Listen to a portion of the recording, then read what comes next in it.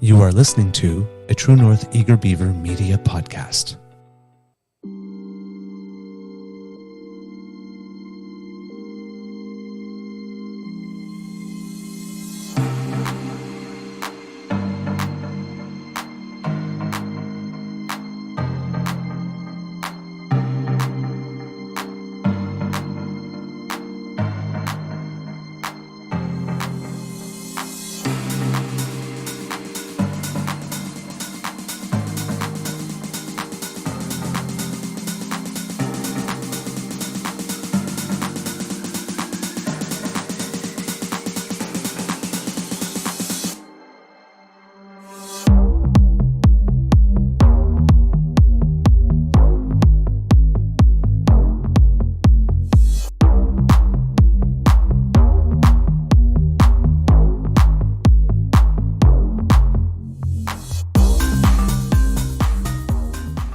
The True North Eager Beaver podcasts are proudly brought to you by our founding sponsors, the Miss V Mysteries from Corvid Moon Publishing, your source for science fiction, fantasy, and cozy mysteries featuring a broad diversity of characters.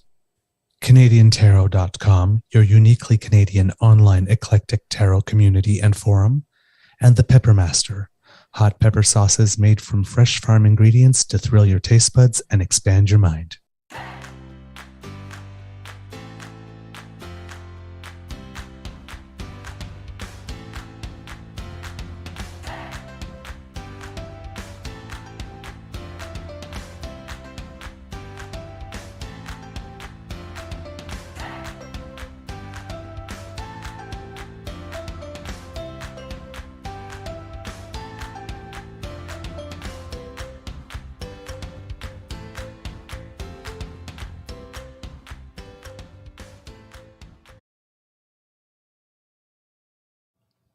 Well, good morning, kids.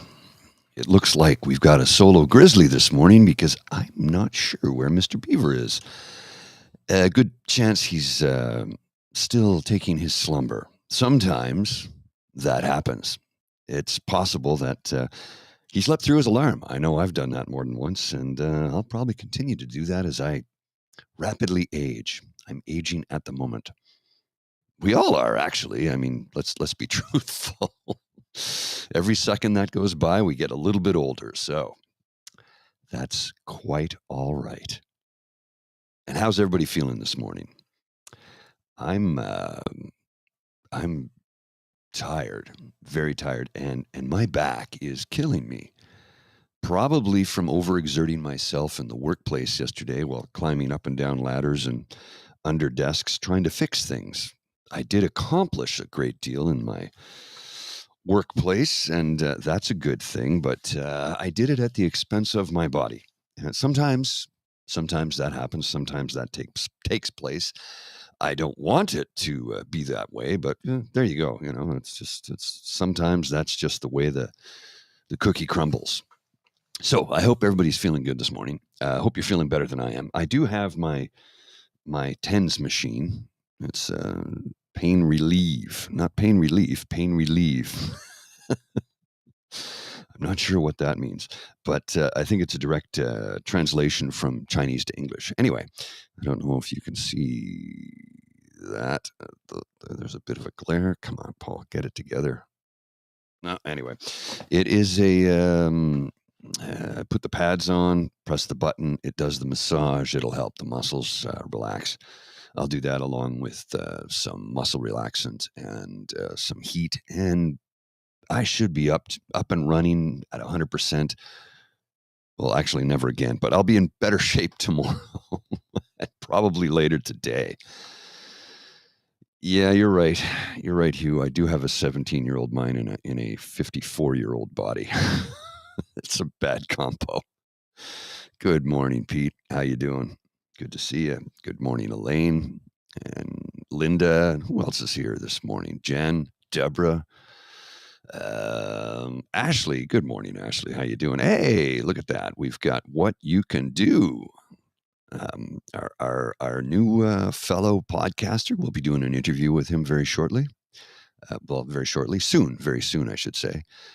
It is indeed Thor's Day. Happy Thor's Day. I'm happy to be here. My pain is weakness leaving your body. Yeah, I wish that was the case. Pain is the body's way of telling you to stop doing whatever it is you've been doing. That's a lesson I've learned the hard way. I only do things the hard way because I'm old and stubborn, and that's just the way the brain works for me. Want to thank our podcast founding sponsors, the Corvid Moon Publishing with the Miss Fee Mysteries, CanadianTarot.com, and the Pepper Master. They've been supporting us since day one. Matter of fact, they signed on as sponsors before we even had our very first episode out. So a big shout out to those fine folks who've been taking care of us from day one. And we are going to pursue more advertisers because, you know, we need advertisers. We need more sponsors. We'll pursue it. The thing is, it's because we are a political show, a lot of people don't really want to get involved. Good morning, Pete. Yeah, a lot of people don't want to really, sign on to a political show because we do have opinions, but we are always a fair and balanced program. And Fox News can go to hell with thinking they can trademark or own that. They simply can't. That's not how it works. We do want to be a fair and balanced show at all times, and we will continue to do so from here on out for the rest of eternity or until we can't do this anymore. Sorry. I'm babbling. I'm only on my second cup of coffee, and some days I need a third one. We'll see how I get through this. I got a couple of headlines I want to launch for you. First off, in the bad medical advice takes, there's this one. Let me just take I'll take the scrolling Chiron off so you can see that full. Do you believe there is a cure for cancer that is being withheld from the public? That is from Wake Awake One on Twitter. And the response was from @Erica Goulart 13, Goulart. Yes, 35% grade hydrogen peroxide hits your body and starves the cancer, prevents fermenting of glucose.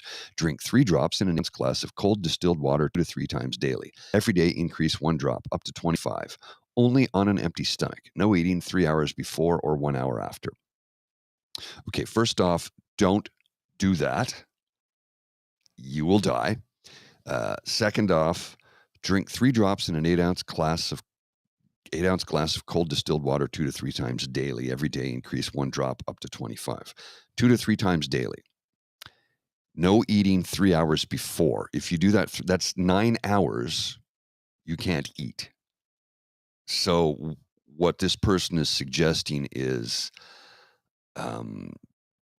build yourself an eating disorder while poisoning your body with hydrogen peroxide. Do not consume hydrogen peroxide. It's not meant to be consumed. It has its purpose, but drinking it is not that. That will kill you. I can't believe the bad medical takes I read online on a daily basis. To lighten the load, let's remember, if you want to be a fashionable man, shop Eleganza for the boomerang-style collars and the Space 1999 style uniforms. Eleganza, Detroit's finest fashion faux pas. In other news, the Bank of Canada, unlike its counterparts around the world, the Bank of Canada is putting rate hikes to bed for now. It will likely stick with a 4.5% base rate through 2023 on the belief that headline inflation will fall to 2.6% by year's end. Why it matters? Well, Canada's hardly in the clear. One Desjardins economist told Stories that major rate differentials between the U.S. could lead to capital flowing out of Canada and into the U.S. to follow higher interest rates, causing a depreciation of the Canadian dollar. A weaker dollar would make it costlier to import goods from the U.S., where we get a lot of stuff from, like food, and ratchet inflation back up in Canada. Bottom line, as more inflation-related data rolls in, we'll gain a clearer picture of how far foreign central banks will go and the effects on the economy in Canada. Well, I'm not an economist, clearly, but I don't know fully what to make of that. It sounds ominous and not in a good way. What we got here?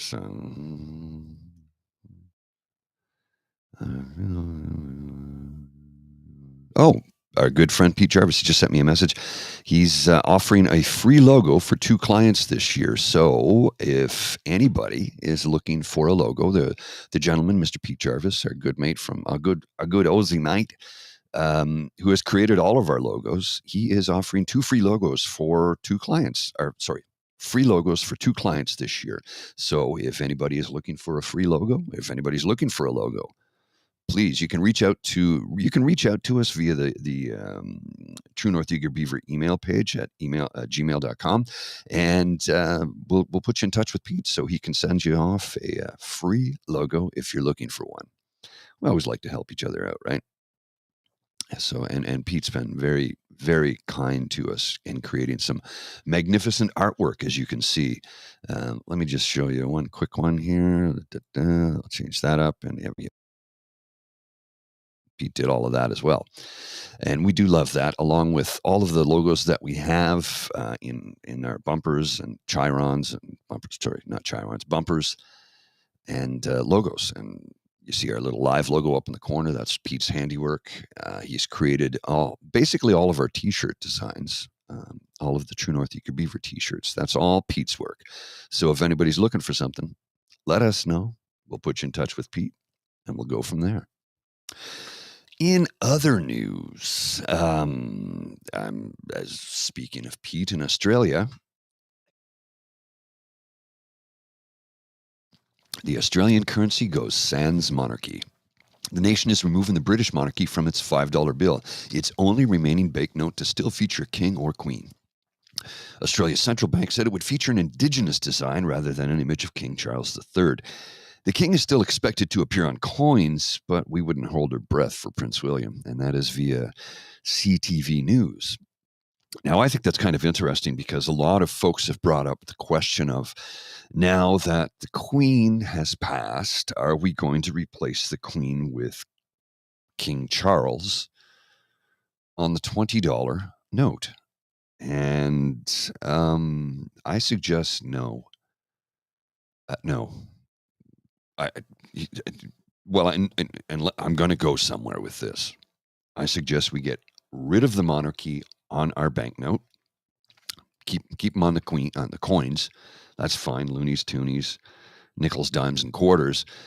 But I think we should replace the Queen on the 20 with somebody like, I don't know, Terry Fox, or maybe Tommy Douglas, or Chief Dan George, or Harry Jerome, or any number of great Canadians that have helped make this country what it is. And there are so many ones to choose from that when they decided to redesign the $5 note, the Bank of Canada had a poll, and they chose, suggest up to 5 individuals who you feel should be on the new $5 note.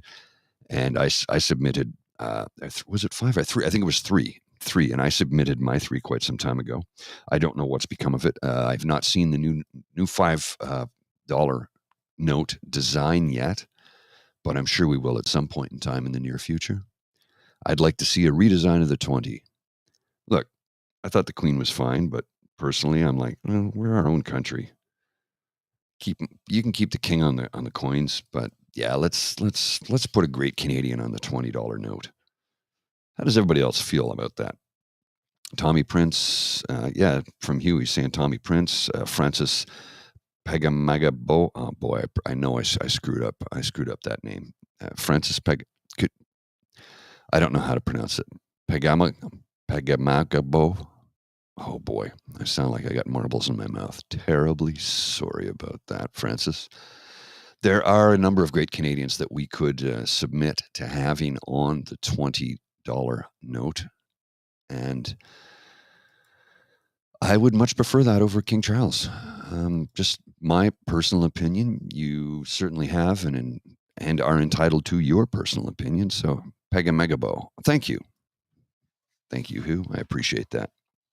So, whom would you suggest for the $20 note? Anybody have some ideas? By all means, submit some names in the chat of who you feel we should replace the Queen with on the 20. I know it's not earth-shattering or changing the world, or definitely not any of the fours, Pete. Definitely not any fours. I don't know, like I said, it's not an earth-shattering or life-changing event. It's not going to feed anybody. It's not going to pay down any debts. It's not going to change anything in any way, shape, or form. However, I think it is a nice gesture of the nation to honor great Canadian. You know what, Linda? Pierre Trudeau, just to piss some people off. That's not out of the realm of reality, because he is a late prime minister, and his indelible marks are still on this nation and will be for a long time. So it's entirely possible. And you're right, Hugh. Terry Fox's run was emblematic of what we want Canada to be. Selfless, giving of ourselves to help out one another in a great time of need.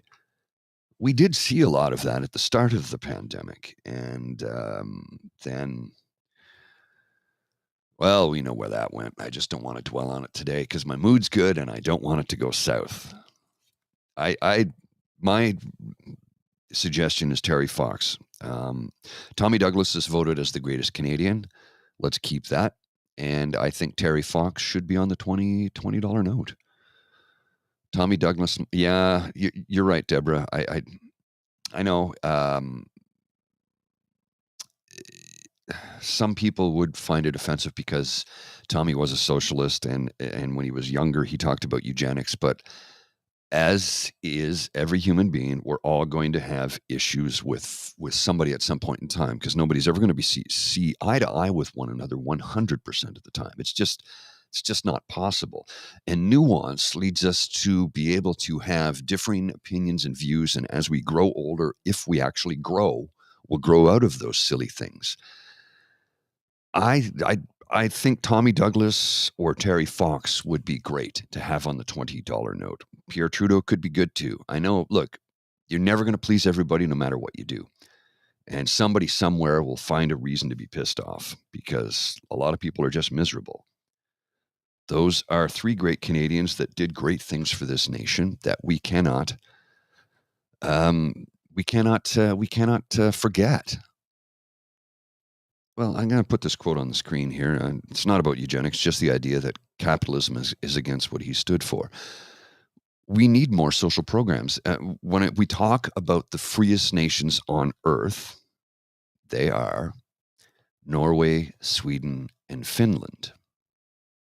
All three that have very strong social safety nets, very strong socialist policies. They are social democracies, so there is room for wealth.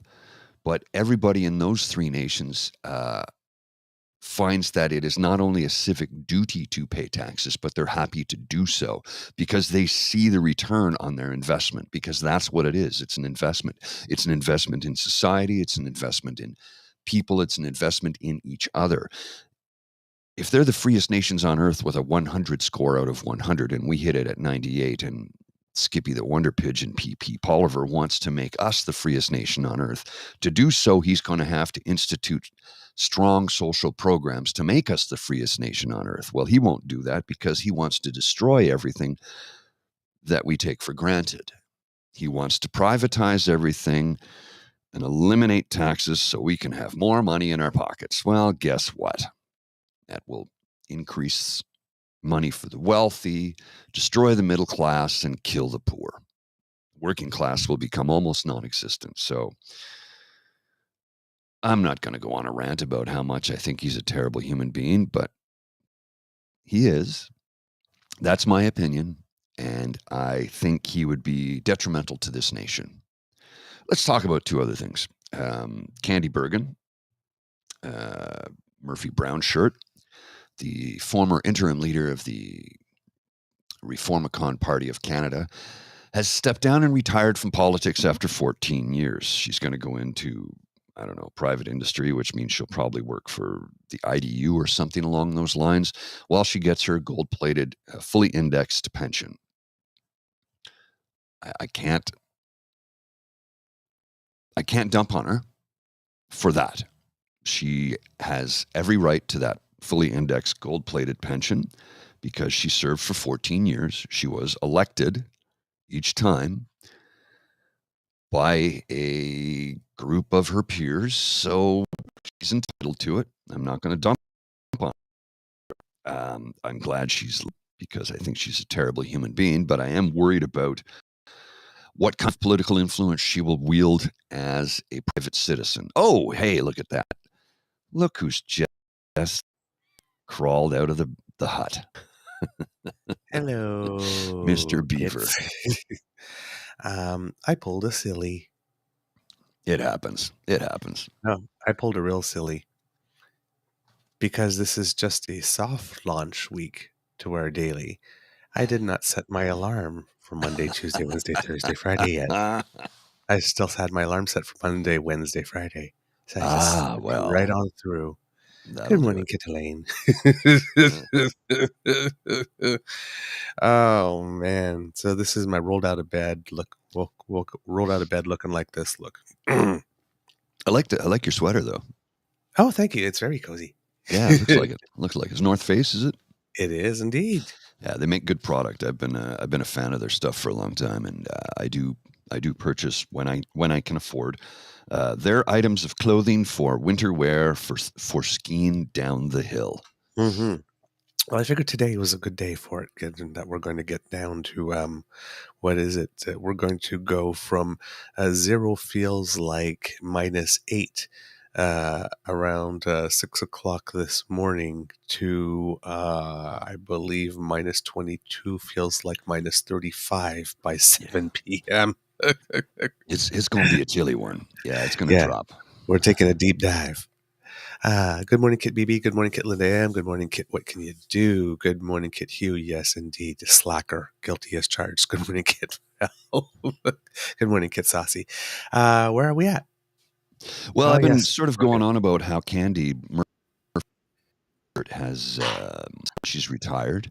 That was the first thing. Well, I've talked about a few things, of course, because I tend to do that. But Murphy Mountshire has stepped down as a politician. She's retired. And I was sort of rambling about how she is entitled to her gold-plated fully indexed pension. And I don't, Yes.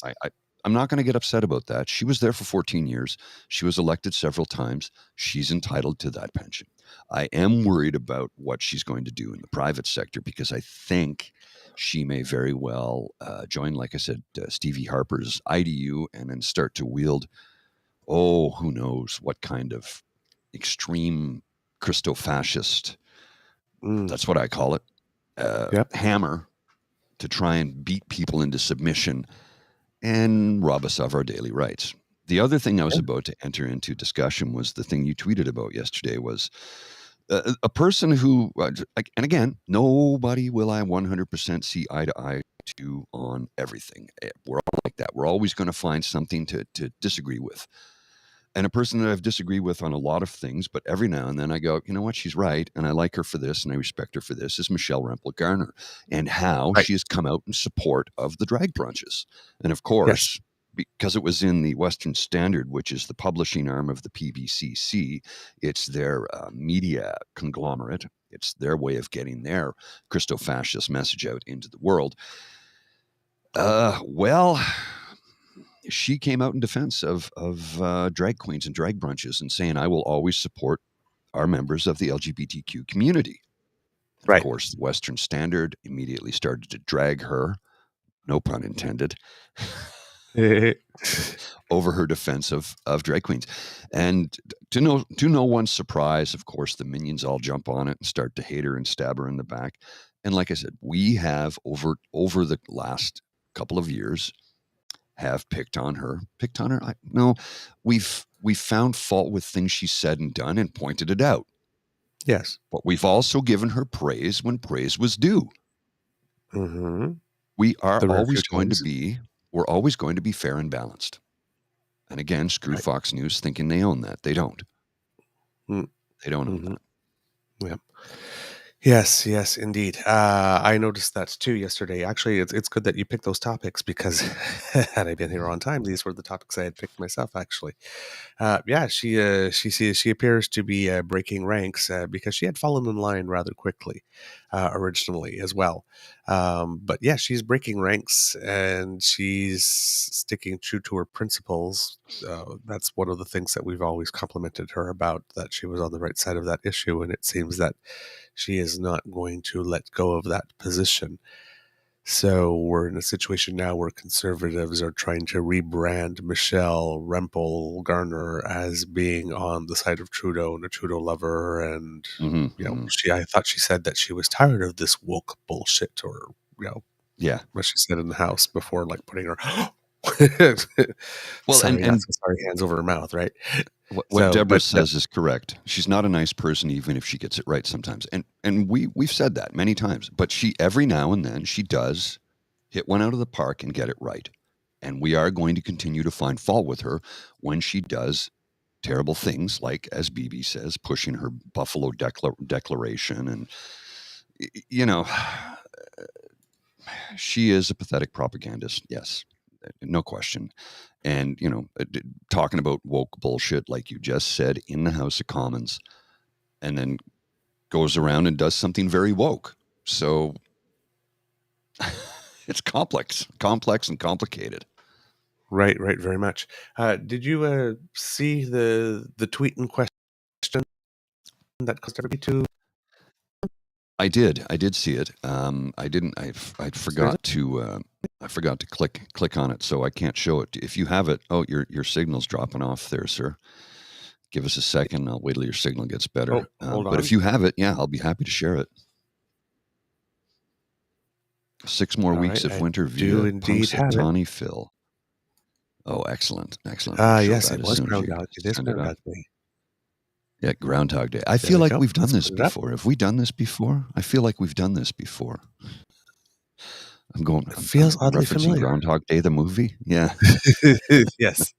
Did you hear I Got You, Babe, when you woke up this morning on the radio? Because if you start hearing that, that's when you panic, right? 51st shows.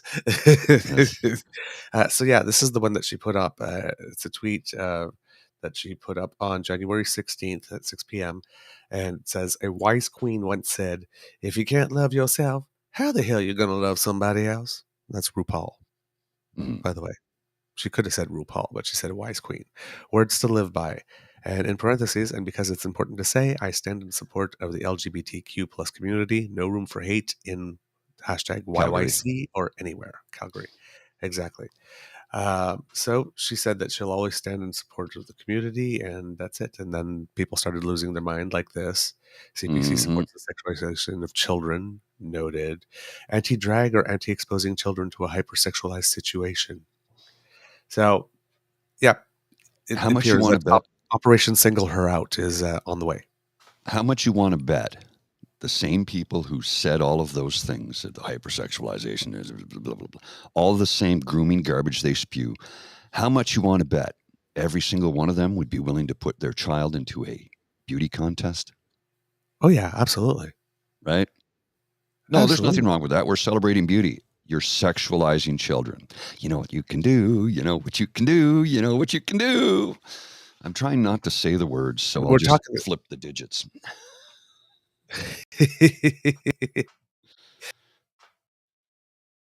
it all with the fact as soon as when Alain Reyes, who was working on Charest's campaign, decided that he was going to step aside, and then his office accidentally sent out that text message to everyone in Reyes's writing that had a conservative membership to maybe not support him in the next nomination, right? So he got singled out. The whole party, apparatus was used against him. And then we had Ed Fast, the former international trade minister, who said that he didn't like where Pierre was going, and Pierre made him quite obvious that he was not going to be welcome and that he did not have freedom of expression within the party. So this is all in the same line as this, right? Michelle Rempel Garner is not going to agree with me on absolutely 100% everything, and we cannot bend an inch to anything anything liberal or woke or progressive, because now you've sided with the monsters who are grooming children and sexualizing them. So, I mean, there's nothing worse you can say about a person than that, right? Mm-hmm. So, I mean, they're in the business of casting us as monsters now, right? So it's, soon they're going to be talking. It's probably not going to be a pizza place here. It's probably going to be in the basement of a Tim Hortons or something. But we're going to get our own Pizzagate type thing as well, and because Yeah. right. I mean, Yeah. this is where this is going, right? This is where this is Agreed. going. So yeah, it's I mean, if we're going to consider Michelle Rempel to no longer be a conservative and be like infected by woke just because she's got it right this time on gay stuff, I mean, that's what I mean. The conservative movement is much more interested in the purity test at the moment. And as we say often, the problem with purity tests is that the only person that helps is the tester. Yes. Right? You are correct. So, yeah. The Michelle Rempel Garner stuff is not great, and Candice Bergen leaving is, well, it's time. But I mean, yeah, like you said, 14 years. I guess she's given at the office. She says, she goes, "I'm choosing to leave now, not because I've run out of steam, not because I'm tired. I've run out of steam. In fact, it's the exact opposite. I feel hopeful and re-energized, hopeful for our strong and united Conservative Party and our caucus under the courageous and principled leadership of my friend Pierre Poilievre, which makes no sense whatsoever." None. Zero. None. None. No, I mean, if you're saying that, you're What just going kind to of say, meat? you say the party's in great hands, and I think it's time to step aside to make room for new blood. But not because you're Well, I not was tired. gonna I have not run out of steam. remind I'm not tired. I'm not run out of steam. reminds me I'm of the old joke. re-energized, and I'm leaving. Bye. Reminds me of the old joke. What kind of meat do priests eat on Friday? The answer is none. You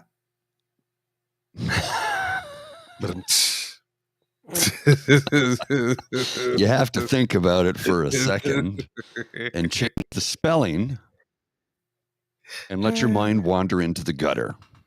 Yep, indeed. That's all I'm going to say. Do we have time for one more thing? We got lots of time.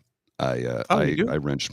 Well, yeah, I'm going to work from home today because I don't have any meetings today, thankfully. But I wrenched my back at work yesterday. Oh no! Yeah, so I'm going to be slapping on the old massager here shortly, my TENS machine, because I'm in a lot of pain. Walking from the bed to here was difficult. Getting out of bed was difficult. So I'll be fine in a day or two, but I'm going to have to take it easy. I won't be going skiing this weekend. Mind you, it's going to be minus 50 with the wind chill, so I don't even know if the ski hills will be open. They close when they hit a certain temperature because nobody's going to show up and the operators can't stand in minus 50 degrees, right? So Okay. we'll see what happens. But yeah, I'll probably be taking it easy this weekend until I'm back at, like I said earlier, 100%. No, I'll never be 100% again, but at least at a functional level. Right. So we got time. We got time. All right. Then I'll put. It's really funny that you mentioned this because, like I said, the whole theme of this episode that I had planned was all conservative stuff.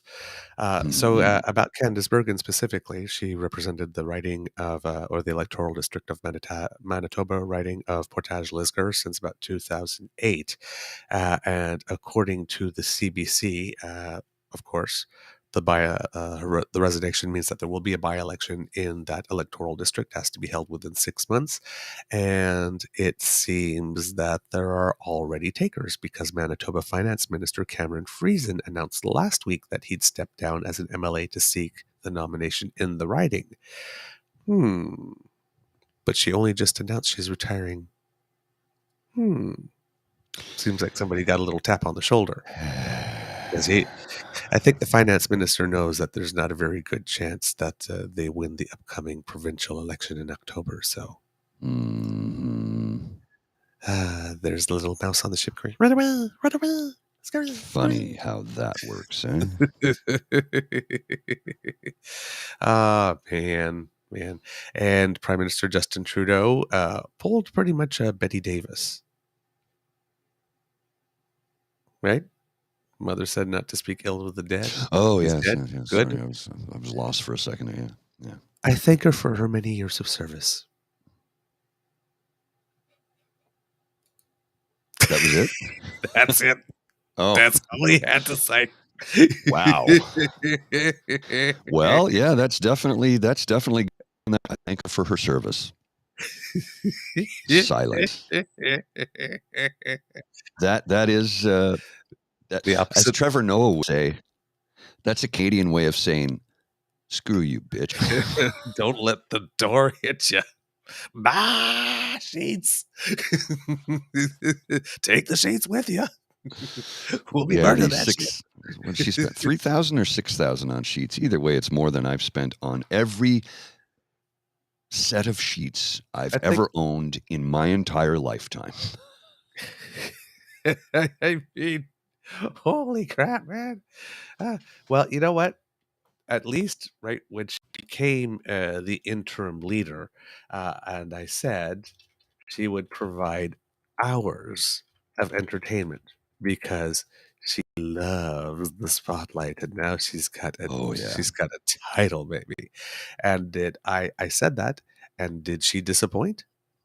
She course did not. not disappoint. No, no, not at all. Because she did the ultimate thing. She's the person that will forever go down in history as the let Trudeau wear it Oh, yes. person from the Yes. convoy. Let's make it his problem. Let's make it his problem. Yep. Yep. So yes, the expenses were $5,200 for bed bath linens and $3,800 for mattress replacement. Okay, let me just marinate on The that move one to for a Stornoway, minute. a reminder, cost us $19,404. And she was there what, 6 months? Was she even there 6 months? That's a good question. I thought conservatives were supposed to be fiscally responsible. No. They're fiscally irresponsible. It's a fallacy that they've ever been fiscal. Well, no, let me back it up. Let me back it up because we need to separate the parties here, right? There's the Right. Joe Clark progressive conservatives. Yep. The John Robarts progressive conservatives in the province of Ontario. They were fiscally responsible. The current crop of reformers are fiscally responsible for putting money in their own damn pockets and taking it out of yours. Period. Yep. Indeed. Period. You nailed it. She's entitled to her entitlements. There's no question. She had the right to do what she did. But if she was actually a fiscal conservative, she would have said, no, I've got a place where I'm living. I'll stay here. It's no sense in me moving in there for 6 months. But she wanted that exalted position, that exalted title of official opposition leader, resident of Stornoway. You know what? Well, it works very well on the resume when you're going on the political circuit afterwards. Mm-hmm. You're writing your books and, your speeches and your fees. Yeah. Because it's all about the grift. It's a grift one way or another. Yep. One way or another. The grift is on. If you can keep rolling, I got to get some more coffee. I'll be right back. All right. And good morning, Kit Jen. Good morning, Kit Tim M. Good morning, Kit Deborah G. Good morning, Kit Mel. Hello, darling. And good morning, Kit Mike H. Lovely to see you as well. Not sure if I said good morning to you, Kit BB, but there you are. I'm saying it again. If I have, you get it twice. All right. So we have Candice Bergen saying bye-bye. It's almost like we need, too bad he's off the mic because he really likes Fifi Dobson, and it sounds like a Fifi Dobson moment, right? It's like, bye, bye, Bergen. Don't let the door hit you on your way. Oh man, where's Fifi Dobson when you need her? And then we had Michelle Garner, who looks like she's being ostracized from the party and singled out for special treatment. And then I have a particular treat for you. Mr. Grizzly's back. I'm sure he's going to put on those headphones and possibly give us our morning pour from what I see, what he had in his hand. I already poured one, so I'll have another morning pour before the morning is out. I need 3 cups of coffee this morning. A while back, I used to do 2 cups of coffee in a 12-ounce mug, and a while back I said I should cut back on the coffee, so I'll shrink the mug size down to 8 ounces and just drink 2. I end up drinking 3, so I'm still consuming the same amount. 8 3s are 24, 2 12s are 24. It's still the same amount, and I can't get away from it. I've tried to cut back, but The body wants what the body wants. yeah. Yeah. Yeah, I was just joking with the kids while you were away that with the Bergen's resignation, we could have used Fifi Dobson. Oh, bye-bye, boyfriend. God, I love Fifi Dobson. Bye-bye, Bergen. She's so good. I know, right? She's so good. And I missed her at Pride this past summer because I had a terrible anxiety attack in the midst of a crowd of people after having been out in the sun for 8 hours in the blazing hot sun and after marching in the parade for a couple of hours. And it just, it was too much. It was too much. And I had to leave. Kid Rafi, yay! Thank you for joining us. Oh, what you can do, gave us an interesting post. I'm guessing that our friend, what you can do, Kit, what you can do is probably from the U.S. listening. Yeah, he's in Michigan. Your old pal, Jake. Well, actually, I don't know if he's in Michigan, but he is in the U.S. Yeah, in the U.S. Well, he's got some breaking news for us because currently, it seems that the state of Michigan passed. Oh, okay. Proposition 1 in 2018. That's not news from today. Yeah. He's enjoying the benefits of Prop 18. Yes. Prop 1 in 2018. Okay. Which is cannabis legalization. Correct me if I'm wrong. I believe that's the case. Well, enjoying good health, my friend. Now, as I was saying before Mr. Grizzly came back, I have a treat for you. Oh, just a second here. So in the YouTube chat, Rafi has a pink hand waving, waving. But in the restream, when I'm able to post stuff, it just says :hand -pink -waving. It doesn't show the icon for some reason. And then it shows this icon from Ree. So I don't understand why some icons show, some don't. It's very strange. Yeah, indeed. We have a Kit, what you can do, pulling an Ed McMahon. You are correct, sir. You are correct, sir. That's where I was going with that. Yes. We should add Michigan as another province. Yes, we should. And while we're at it, let's take Minnesota. They're honorary Canada anyway. All right. Yeah. So it's true. Even down to the healthcare. They have a better healthcare system than most of the states state-wise. Kit Pete, I do love my little taste of Canada on this podcast. Lovely to hear what's going on. We love having you here, my friend. I love you very much. All right. I promised I had a treat for you before Mr. Grizzly came back, and now he's back, and I wanted to save this for you. I didn't want to do this without you here, my friend. Okay. So, because this is going to be wonderful. It is a little clip this on Twitter that goes by Ikwinder S. Gahir, tweeted this on the 31st, and I thought it was just absolutely fantastic. So, all right. No, that's not it. There we go. Okay. That shares it. All right. I don't have it. You don't have it? There you go. No, should. Okay, you ready? Let me know when you're ready, and I'll post volume on it. Yeah, I'm ready. Okay, here we go. Let's see. All right. But let me tell you something, Justin. There is pain in the faces you do not see.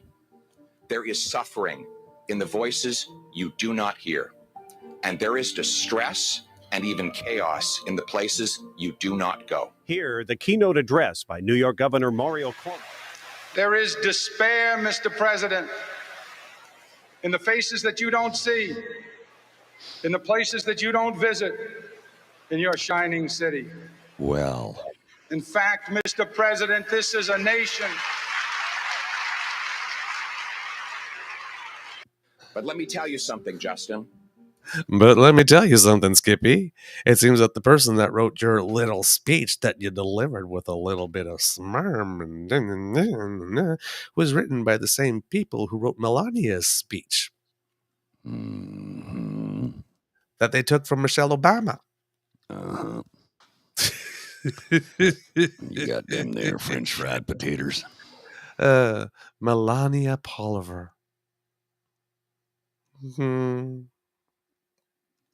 I'm just wondering, he almost, the only thing he didn't do was tell all the children to be Bexty.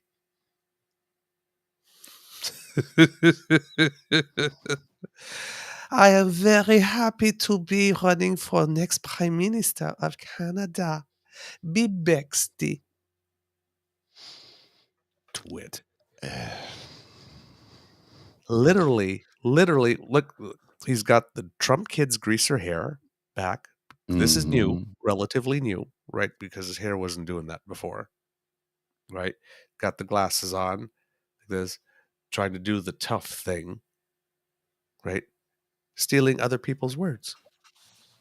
None of it is authentic. The reason none of this is landing is because none of it is authentic. None of it is. It's all a frickin' act. All of it. He's just saying whatever he needs to say or he thinks he needs to say to win. This right here is the face of win at any cost. But just is. He'll just say anything. Anything. And that was that was one of the reasons we cracked up in the leadership race, because he turned around and was saying of one of the other candidates, of Patrick Brown will say absolutely anything. It's like, dude, have you smelled your armpits lately? Met you, right? Because this is the guy who will literally say anything. So yeah, Ikvinder Gahir posted that with a little caption that said, "Hey, Pierre Poilievre, care to explain why you despise liberals but plagiarize their words in your most recent speech?" So now, along with Poseur Pete, we've got plagiarism Pete. It's not that he's lazy. He works hard. He works hard at all the wrong things, and anything that he can steal, he will. This is the guy that wants to lead the nation. As we mentioned on the previous show, he pointed to Prime Minister Justin Trudeau's past history of having done blackface and asked about someone with a questionable moral past. Questionable moral present. Yeah. Always pick the person with the questionable moral past who appears the way that they've learned from it, than the person with a questionable moral present who doubles down. This guy, not for you. Not for you. Not for us. Not for us. And fortunately, the slide in the polls that we have been seeing for the Liberals for several weeks now started with the C21 screw up, and then we had the Mary Ng thing, and then McKinsey came out, and then there was stuff about Ahmed Hussein, and none of these are terrible on their own. On the McKinsey thing, it came out this week, right, when they were one of the first people that they had testify was Dominic Barton, and then certain conservative statements members are mentioning his name when they're making statements about this. So what we said a few episodes ago about this not seeming to be so much about the money, but more as a get Dominic Barton operation, seems to be materializing because it has been found out over the course of time that it wasn't just $66 million, but now over $100 million that is spent on McKinsey. But it turns out that if you do an analysis of all the consulting, McKinsey is 10th out of all the firms that the government uses when you count the Deloittes and the KPMGs and all of that. And so the consultancy is not new, right? As Chantal Hébert pointed out, the story is the fact that it went from about 2 million under Harper to about over 100 million for McKinsey specifically, and Dominic Barton was leading the international arm of McKinsey, and then was brought in to be the ambassador of Canada to China during the time that we needed to negotiate to get Michael Spavor and Michael, I'm forgetting his last name now. The two Michaels. Yes, but I was trying not to refer to them as the two Michaels, but their actual names. Michael Kovrig. There we go. Back home, and then he, as soon as that was done, he was pretty much gone. So yes, they're trying to make some type of link. Actually, the Conservatives are sort of behaving like NDP, trying to make the well-connected Liberal friends getting contracts. But let's remember this entire context that this is happening in is that we just bought some F-35 contracts. And the guy who is the leader of the opposition at the moment, who is self-declared as the next Prime Minister of Canada, had not a word to say when he was in government, and they were going to sole source not 66 or 100 million over the term of their entire government, but billions to one company to build fighter jets. Again, it's not about the money. The guy who had no problem with sole sourcing billions of dollars over like 40 years, when you count the life cycle of the planes and the costs that come in, billions, billions, and billions of dollars to one company without a contract, without a competition. Sorry, not without a contract, but without a competition. Has no problem with one consulting firm getting $100 million, particularly when it's not the number one consulting firm at all anywhere near that's been hired. Smoke and mirrors. Smoke and mirrors. Let's take this one little thing that has a kernel of truth and let's elevate it and forget everything else around it. So this is not about the money. This is not about the money. So yes, so we have Pee Pee. And then what happens is that, so according to 338 Canada, where we go, which is our polling aggregator, after 6 straight weeks of decline for the Liberals and 6 straight weeks of rising from the Conservatives, that got us to I believe it was a 36 to 30 split on the popular vote projection, though that's starting to narrow. So it's narrowed down to 4 points: CPC 35, LPC 31, NDP 20, Bloc Québécois 7, Green Party 4, and PPC 2. So it seems very clear that Poilievre has consolidated the PPC vote under his banner. And eventually, if he does try to make a pivot to the center, we'll see what he loses. The good news for Canadians in the polling aggregating numbers is that in the province of Quebec, the Conservatives are dropping in popularity, with the Liberals and the Bloc Québécois increasing, and the Liberals having a 6-point lead over the Bloc in that province.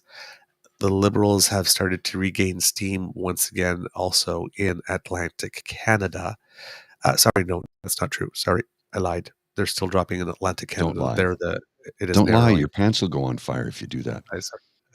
Yes, I lied for 3 seconds. Apologize. In Ontario, the gap is starting to close again. The gap is narrowed to just 1 point between the Conservatives and the Liberals. So where things are vote-rich in Ontario and Quebec, things are still very good for the Liberals. Support for the Conservatives is increasing on the prairies, where it does them no good at all whatsoever because it's saturated. Same thing in Alberta. It's still increasing just slightly, but it is increasing again, which does them no good. And then in British Columbia, which is the odd one out right now because it seems to be really divided, while the Conservatives are not dropping, the Liberals' decline has maybe stopped. There seem to be bouncing up and down from a level. And if the voters in British Columbia have to decide between the Liberals and the New Democrats in order to stop the Conservatives, right now they're polling at 29 for the Liberals and 27 for the New Democrats in the province. So it could be very possible that there's a split decides there to try to reel in the Conservatives. But for the better part of, by God, since about July of last year, the Liberals and the New Democrats in British Columbia have been pretty much on top of each other, running at the same levels of support, plus or minus 2, maybe maximum 3%.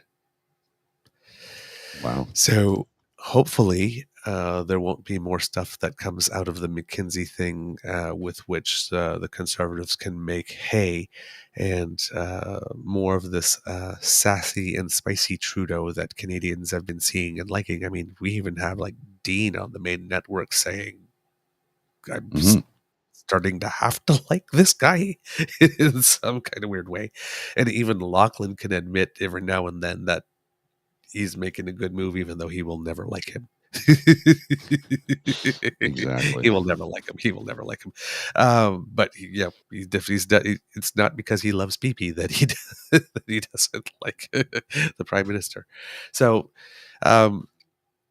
it's just interesting to see the moves now. There's a lot of runway left, and polling at this time is just giving you an idea of what the public mood is. And there's a lot of people that are parking their votes if they're upset. So take the polls with a grain of salt at the moment, because it's just taking temperature at the moment. That's pretty much all it is. In other news, party fundraising numbers have been released by Election Canada lately. We do this quarterly. It's been the law since 2004. And the Conservatives are running away with the fundraising dollars. Now, of course, this is the first quarter of reporting with Rage Poilievre farming. as leaders. Yeah. So there's rage farming, but there also might be an enthusiasm factor. Right? That happens when you get a new leader. Yeah. So Conservatives raised about $9.7 million from 327,000 people. Sorry, let me correct myself. $9.7 million plus another $327,000 in transfers from the leadership campaigns, to have raked in a total of $10.2 million, which is a new record in a non-election year. All parties for fundraising in a quarter. Of course, they'll immediately brag about that, right? Yes. And it's the first quarter of the party fundraising with its infamous Conservative Fund of Canada, which has been the source of many problems over the years, being led by Toronto lawyer Robert Stanley. The Liberals, now just to give you an idea, the Liberals raised $5.79 million from 38,416 contributors. The Conservatives raised from 60,666. 60,666. Evil. That's a double evil.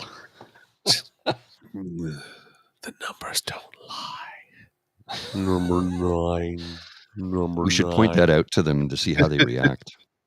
So the Liberals raised $5.8 million from 38,000 donors. Now that seems like it's not very good, but it's the 8th best dollar amount and the 5th best in a non-election quarter of the 76 quarters since this data started being kept by Elections Canada.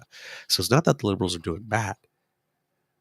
It's just that Peter Poppenjay is particularly good at bringing in the money from rage farming, which is probably why his caucus and party leadership board won't throw him overboard, even if he proves to be a liability, because he keeps the money coming in. Yes, and as we've seemed to make it quite clear, it seems that the Conservatives don't really care if they win or lose, so long as the dough keeps rolling in and they keep on living their lifestyle. Oh, yeah. I mean, if you can make this much money without having to think of deep policy and complex things and taking things into consideration like reality, natural law, physics, gravity, right? It's one of those. It's so nihilistic. I heard a comment on Stephen Colbert when he was talking about them. He was interviewing Stephanie Hsu from Everything, Anywhere, Everywhere, All at Once, and he was saying that, like, the movie was about, like, the total her character had nihilism on both sides, right?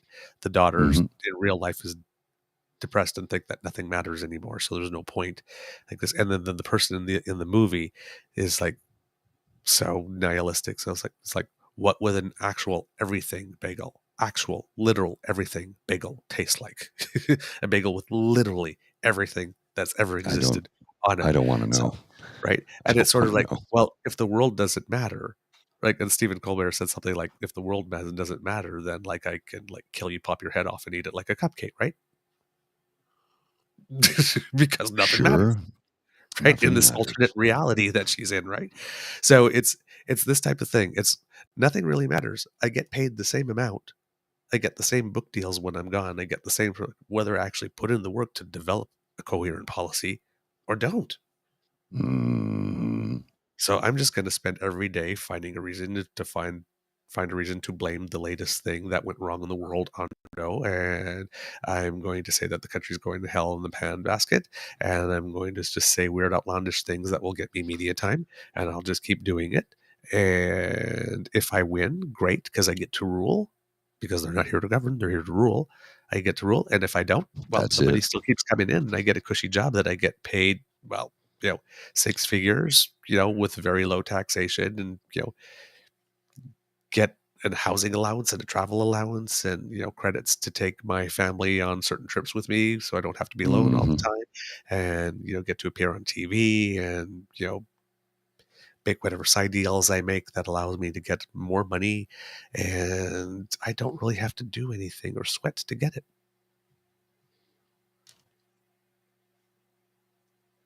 Nice Yeah. work if you can get it, Nice work if you can get it.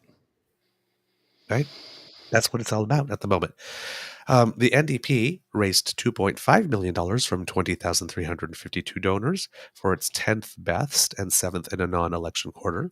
The Bloc Québécois raised $866,505 from 5,777 donors for its second best haul in a non-election reporting period. Seems that people are not getting tired of the BQ. The Greens, despite all the troubles that they've had, have raised $820,796 from 6,270 donors, making it their 14th best in the periods and 11th in a non-election quarter. So, there's been 76 of them. The Greens have been around for all of them. So if they're raking it in at the 11th best totals, it seems that people might be coming back to the party indeed. And in a number that will probably make you all shudder, despite the popularity of Pee Pee, the People's Party of Canada had a record haul for the 5 quarters for which it's been filing. $725,293 from 5,851 donors. Well, that'll keep Maxim traveling the country for a little while longer. Yeah. Just saying, it's a really, really, really good grift. It's a better grift than declare yourself. It's a better grift than declare yourself a queen and get yourself some green. Apparently.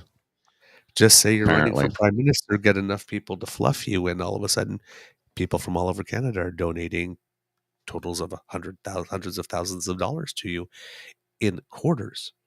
That's 3-month period. That's a lot. Despite the fact that the PPC wackadoodles have their savior and their messiah, Pee Pee, they're still hedging their bets. They're at 2%, and they're still raking in $725,000 per quarter.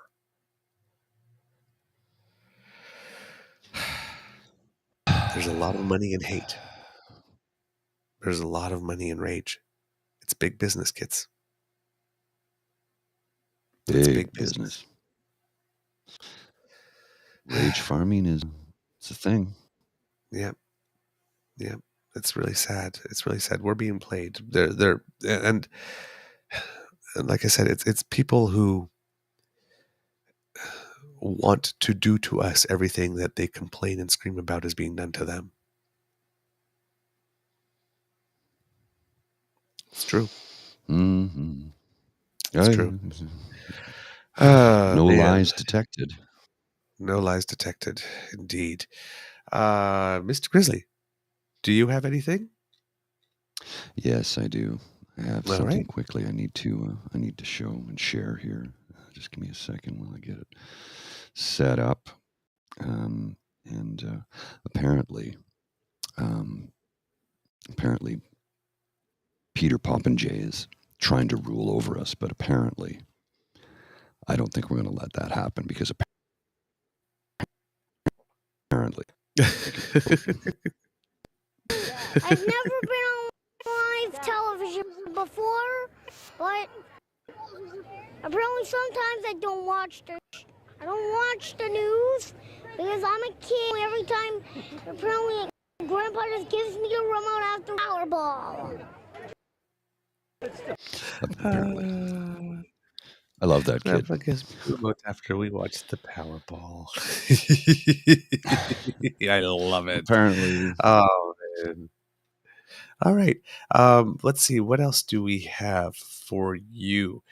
Moving away a little bit from the Conservatives and touching on a couple of other topics.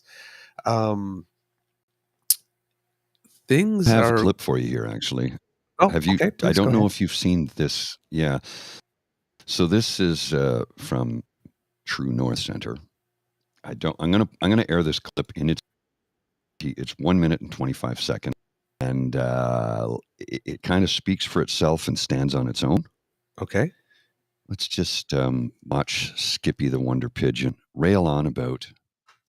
Well, you'll see in just a second. In BC end if you become Prime Minister. Yes. Now, by the way, I'm going to add just on that. Decriminalization has been in place in BC now since about 2017. In reality, the results are in. It is over. It has been a disaster, an absolute abject failure. You not only need to take a walk down the streets of East Vancouver, where addicts lay face first on the pavement, where people are living permanently in camp, but you just need to look at the data. A 300% increase in drug overdose deaths in British Columbia since Trudeau took office 8 years ago. The Trudeau NDP approach is on open display in Vancouver. It is a complete disaster. It is hell on earth. We're going to reverse that policy, and we're going to reverse it. We're going to replace it with recovery and treatment. That's what works.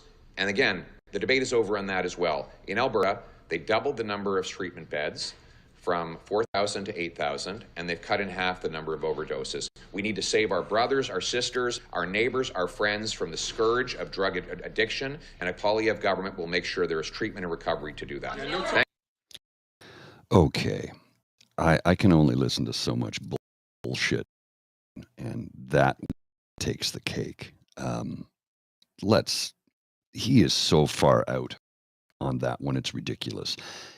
First off, his statement where it's been decriminalized in British Columbia for years. That's not true. What he's talking about there At is those all. safe methadone programs where you like go to the pharmacy and take it in front of the pharmacist. He's talking about those types of things. But he's still. I know, but no. But here's the thing, right? He's like sitting there and he's going like, these policies have failed. They're terrible. They didn't work. That is not true. It's not true. Needle replacement programs and safe disposal. They have Stop worked. the spread of hepatitis and HIV. Yes. Safe consumption sites. There's not been one overdose death at a safe consumption site in Canada. There's not been one. Right. When he's talking about the 800% or however 300% increase or whatever it is, and since the time that Trudeau has been Prime Minister, that happens to coincide with the rise of the opioid thing, where the pharmaceutical companies were getting people high. That's not his fault. He has to deal with it, but that is not his fault. The fact that there are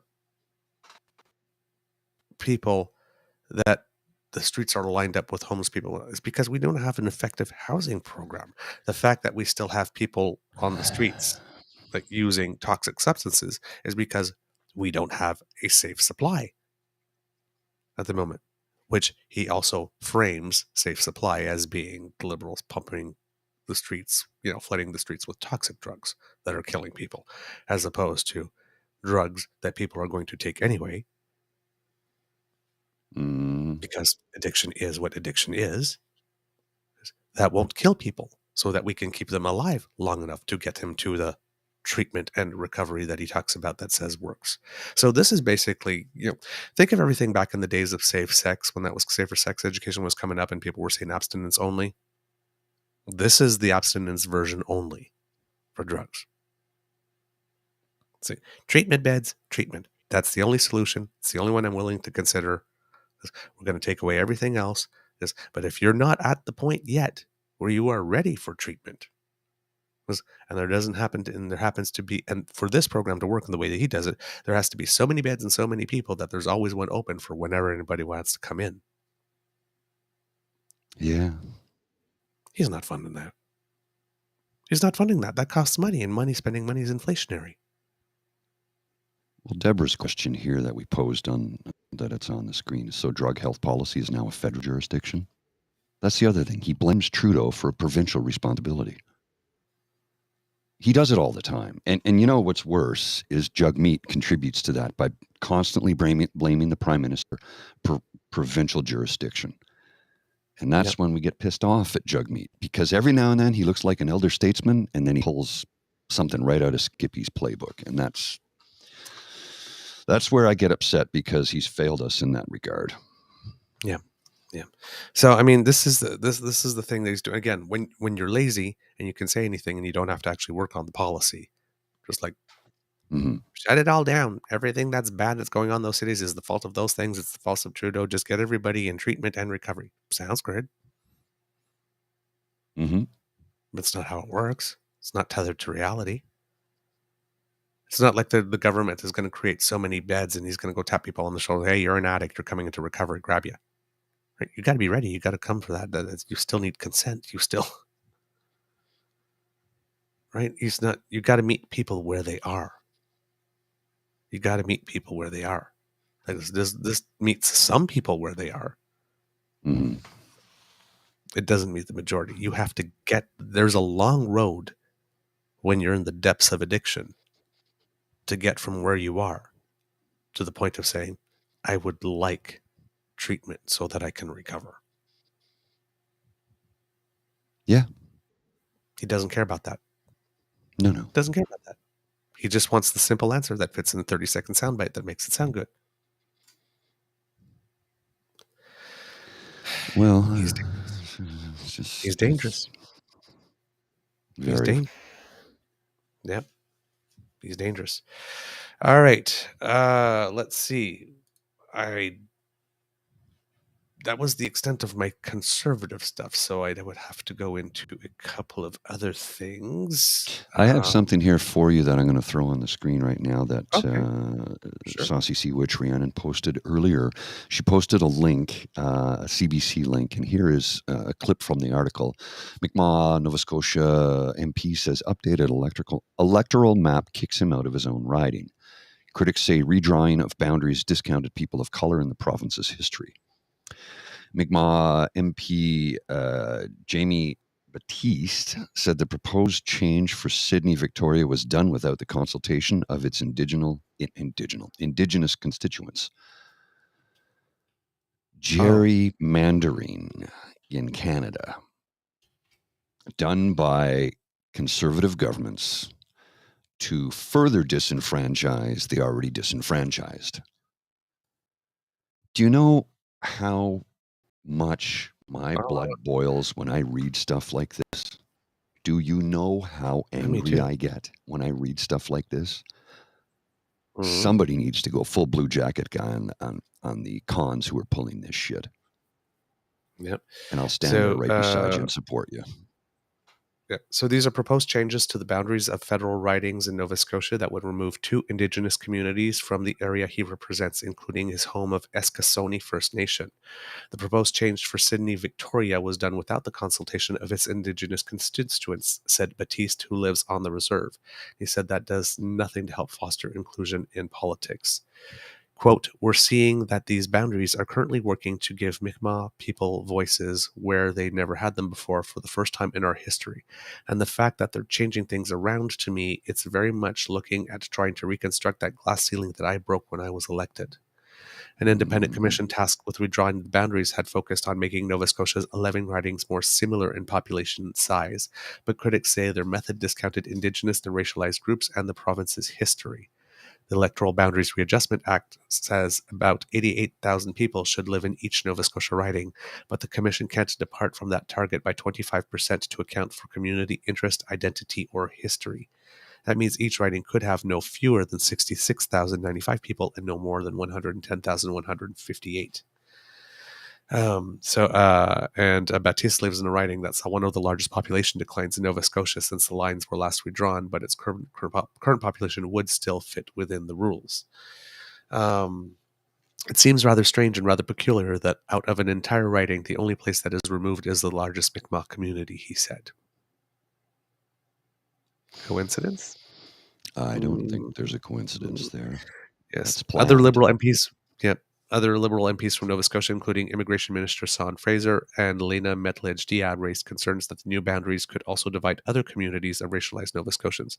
Because there's a pretty decent Black community in Nova Scotia as well. So I assume Very. that would be happening there. That could affect that as well. Baptiste said that most Mi'kmaq people live about 40 minutes away from where consultations were being held, but many of them don't speak English and many of them didn't have transportation to get there. He said the commission failed in their duty to consult and that First Nation chiefs in Nova Scotia are considering escalating the issue to federal court.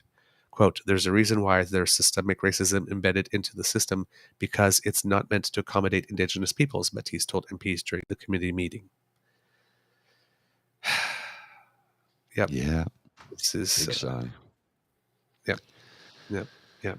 So the final decision making on redrawing the federal ridings in each province lays solely with the provincial commission, whose members are appointed by the House of Commons Speaker. In Nova Scotia, the commissioners include Louise Carbert and David Johnson, who are political science professors at Dalhousie University and Cape Breton University, respectively. A third commissioner for the province is Justice Cindy Bourgeois, who sits on the Nova Scotia Court of Appeal. Any approved changes will take effect during a general election held after April 1st, 2024 at the earliest. So the changes are not yet approved, so hopefully there's a way to fight this. But let's hope. Yeah, Keep hope alive. Yeah. Indeed. Thank you for bringing ladies that and up. gentlemen. Ladies and gentlemen. The morning pour.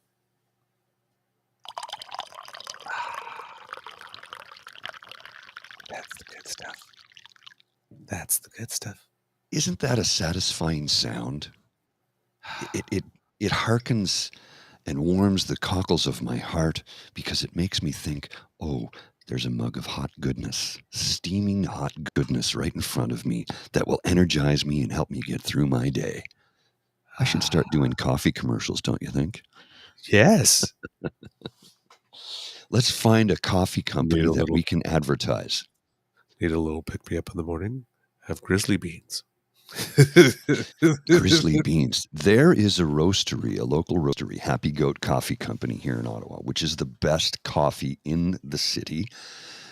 And I've met the owner a number of times. There's the Elgin, right next to the Elgin Street School, Elgin Street Public School. You know where that is. There used to be a Star coffee chain, which they just moved up the street next to Johnny Farina, which is 2 blocks closer to another Star coffee chain, which is weird.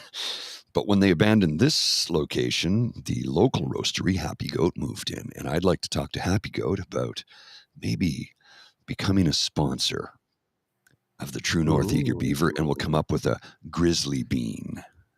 Ooh, that would be nice. I would like that.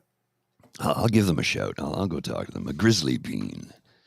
Yes, I think we have something there. There's something there. There's something there.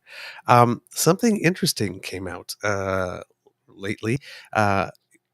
People in Alberta are losing their mind about this so-called just transition thing, right? They've decided to focus on the words just transition, like the way they focused on the words the Great Reset, like the way they focus on words all the time, and then decide to, because like, it has the word just or it starts with the, they give it like a horrible sense, right? Because, right, anything in the world can be a horror movie if you add the word the in front of it, right?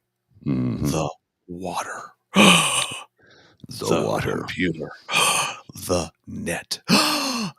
Right? So it's like the Great Reset. The just transition. The just transition. So they're trying to make this seem like it's something like awful and scary and whatnot. And it's just basically an effort to bring the energy industry into the current century, kicking and screaming in Alberta. Well, so not so much kicking and screaming because the energy companies seem to be quite happy to come along for the ride. But it's just the government of Alberta who keeps on insisting on wanting to drive away foreign investment by saying we're not going to respect the rules and trying to make their product unsellable by not wanting to reduce the carbon intensity of the products that are coming out, that we're pulling out of the earth. And eventually, the way that this is going, then people are going to set standards, minimal standards, and sorry, your oil does not meet minimal standards. I'm sorry, we cannot buy that because you would not do the work. Bye-bye, Miss American Pie, right? And let's also take into account that when they scream about we're going to lose jobs in the oil field, you're already losing them to automation. You're losing them to automation, and you are losing them to the green. And they're never coming back. They're never coming back to the green industry, and there's always going to be a need for oil products. They're probably just going to be in formats that we don't burn. Well, this is the thing, plastics right? And other things, right? Plastics are oil, petroleum-based products, and guess what? You know how much plastic is used in a hospital on a daily basis to keep human beings alive and well and healthy? Right. It's not going away, right. But we can change how we use the plastics. From burning in an automobile or a truck to not doing that, to creating sources of energy and heat that do not require the burning of fossil fuels in any way, shape, or form. Yeah. We can create energy via nuke, wind, solar, and hydro. And hydrogen coming for which, again, and hydrogen, yes. Those oil wells, right, might be useful. And gas and, right? So it's just basically a program to help, bring people, because there is something, the world is changing and there are jobs that will get left behind and there will be new jobs that are created to help people who want to enter the newer industry where, skate where the puck is going, so to speak, can get there. So it's not this evil, insidious thing. That's pretty much all it is.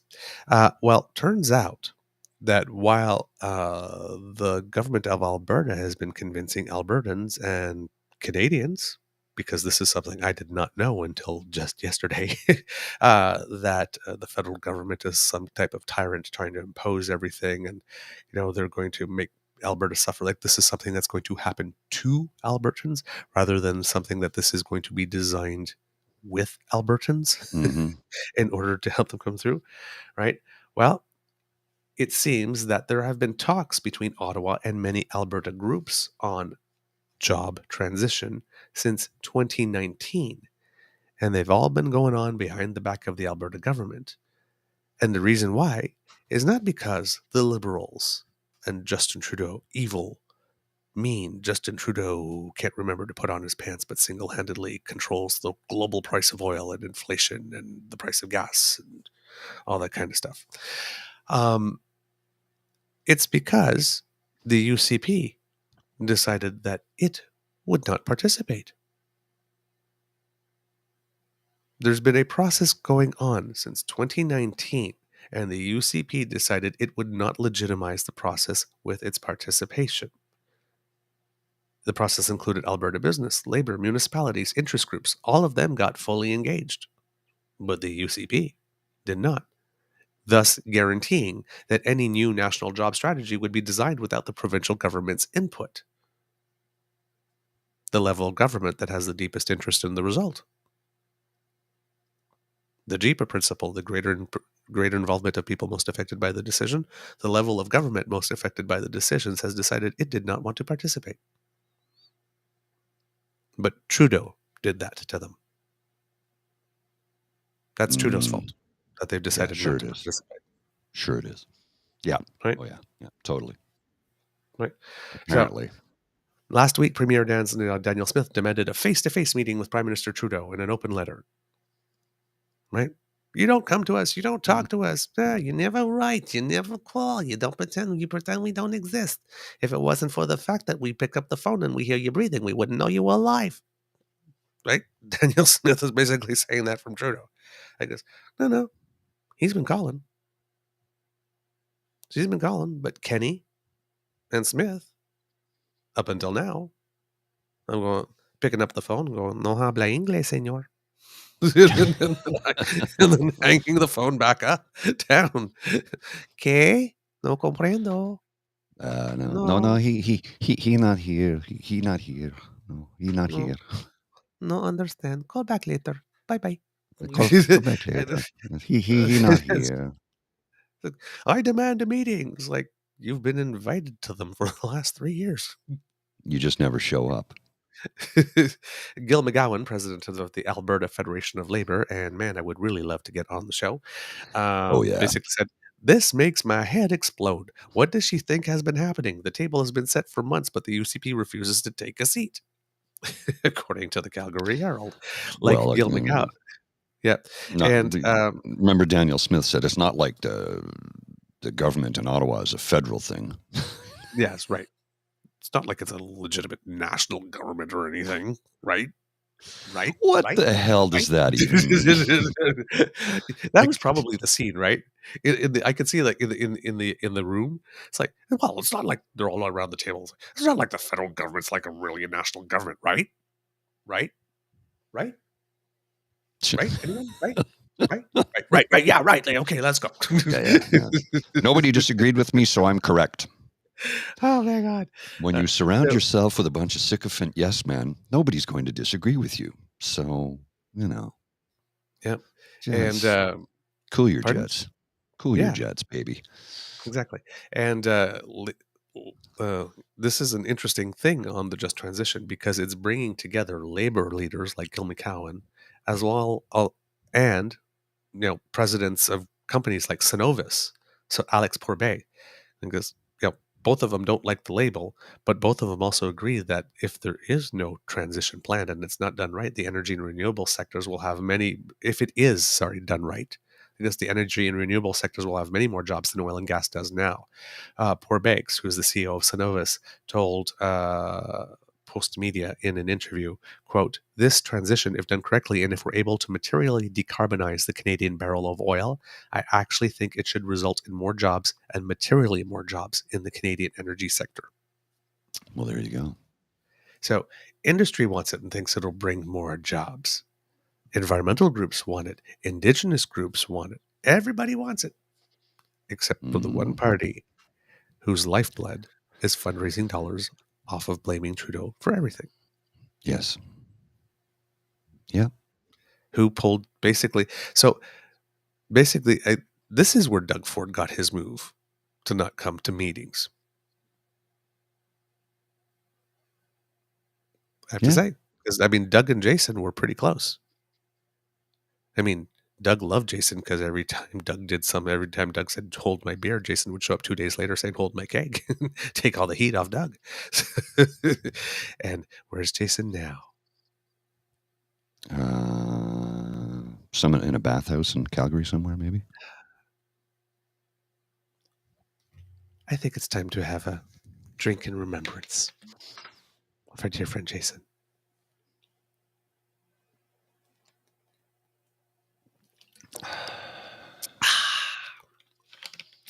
He was a good man. No, he wasn't. No, he wasn't. No, he wasn't. Don't lie. He's done terrible things his entire life, and he's bragged about the terrible things he did. Remember what he did when he was in San Francisco? Let's not forget that. Side of the rainbow I swing. How can I forget that? Let's not let it go unpunished. Let's not let it go. We need to remind people of how terrible of a human being he is. Mm-hmm. For the people who happen to still not know, basically during the HIV crisis, while people were dying alone, separated from their partners because there were no visitation rights, because people were not legally married and relationships were not recognized, he was leading a campaign to basically ensure that kept on being the case. Mm-hmm. And he bragged about it. Dying humans the opportunity to spend their last moments with the person on the planet that they've loved the most. That's exactly what he did. He denied that and bragged about it, and still does. So, you know what, Jason? Stop Voting for assholes. Can you hear this, Jason? Can you hear it? Let me turn it up Bump for up you. the volume. Pump up the volume. Pump up the volume. Pump up the volume. This. Boom, boom, boom, boom, boom, boom, boom, boom, boom. Ah, man. Yep. In my yep, effort to he's- be a better, nicer, kinder, gentler man, I'm going to try and refrain from dropping F-bombs and rage. I'm trying to refrain. So occasionally I will flip someone off. Mhm. Absolutely. Saucy Sea Witch goes and eye twitches. It's like, Yeah. Mhm. I get that every now and then. Saucy. I read the news every now and then or listen to the news, and all of a sudden, like,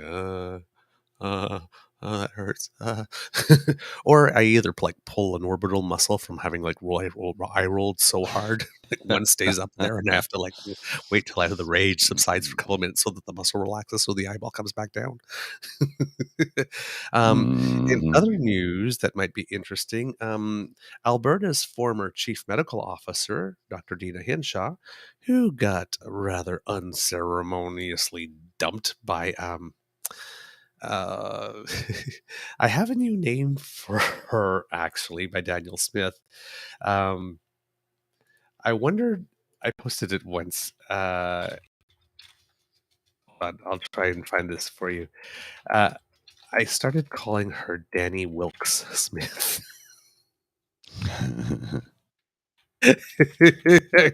From Misery. Anyway, Yes. because Yes. it was this, I saw this picture of her and it reminded me, and it's like, just Mr. Grizzly.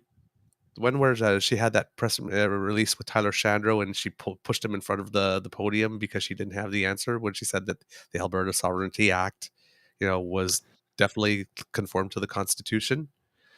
She was looking at him like this. Misery. Once you see it, like, Yep. come on, man, Mm-hmm. right? PM Justin, I'm your biggest fan. Come to Alberta. We've got beef. Rikes, Raggy. I'll make you something wonderful, you little dirty birdie. It's just. So, anyway, after Dr. Dina Hinshaw was very unceremoniously dumped by Premier Danny Wilkes Smith 5 weeks after clawing her way to the premiership. Yes, I'm being catty because petty is my favorite color. Um,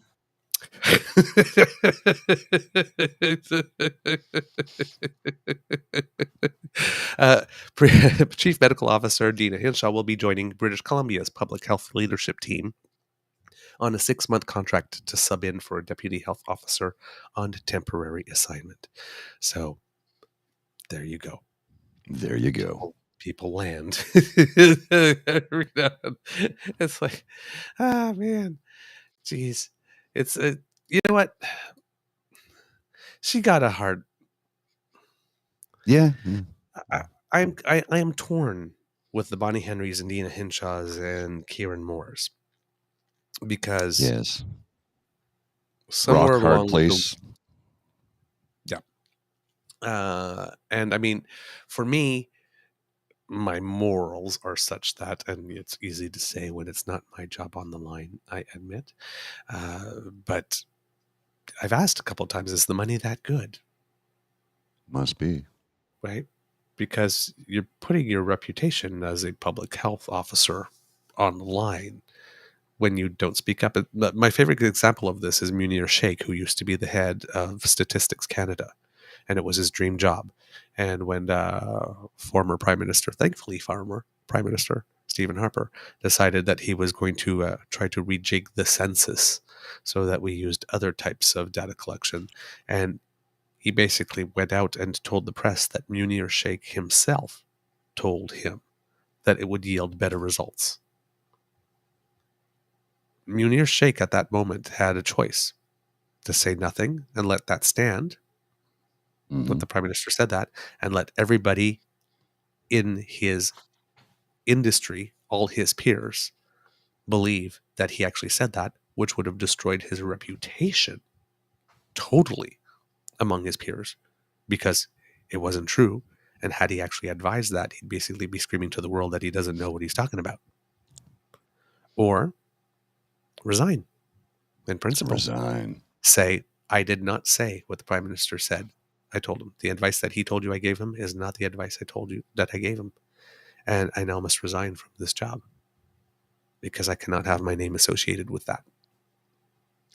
So I'm going to post this on the screen here from BB. Hold on, just before you move me. Are you moving off the subject? All. No, keep going. Keep going. Oh, okay. Sorry. Yes. I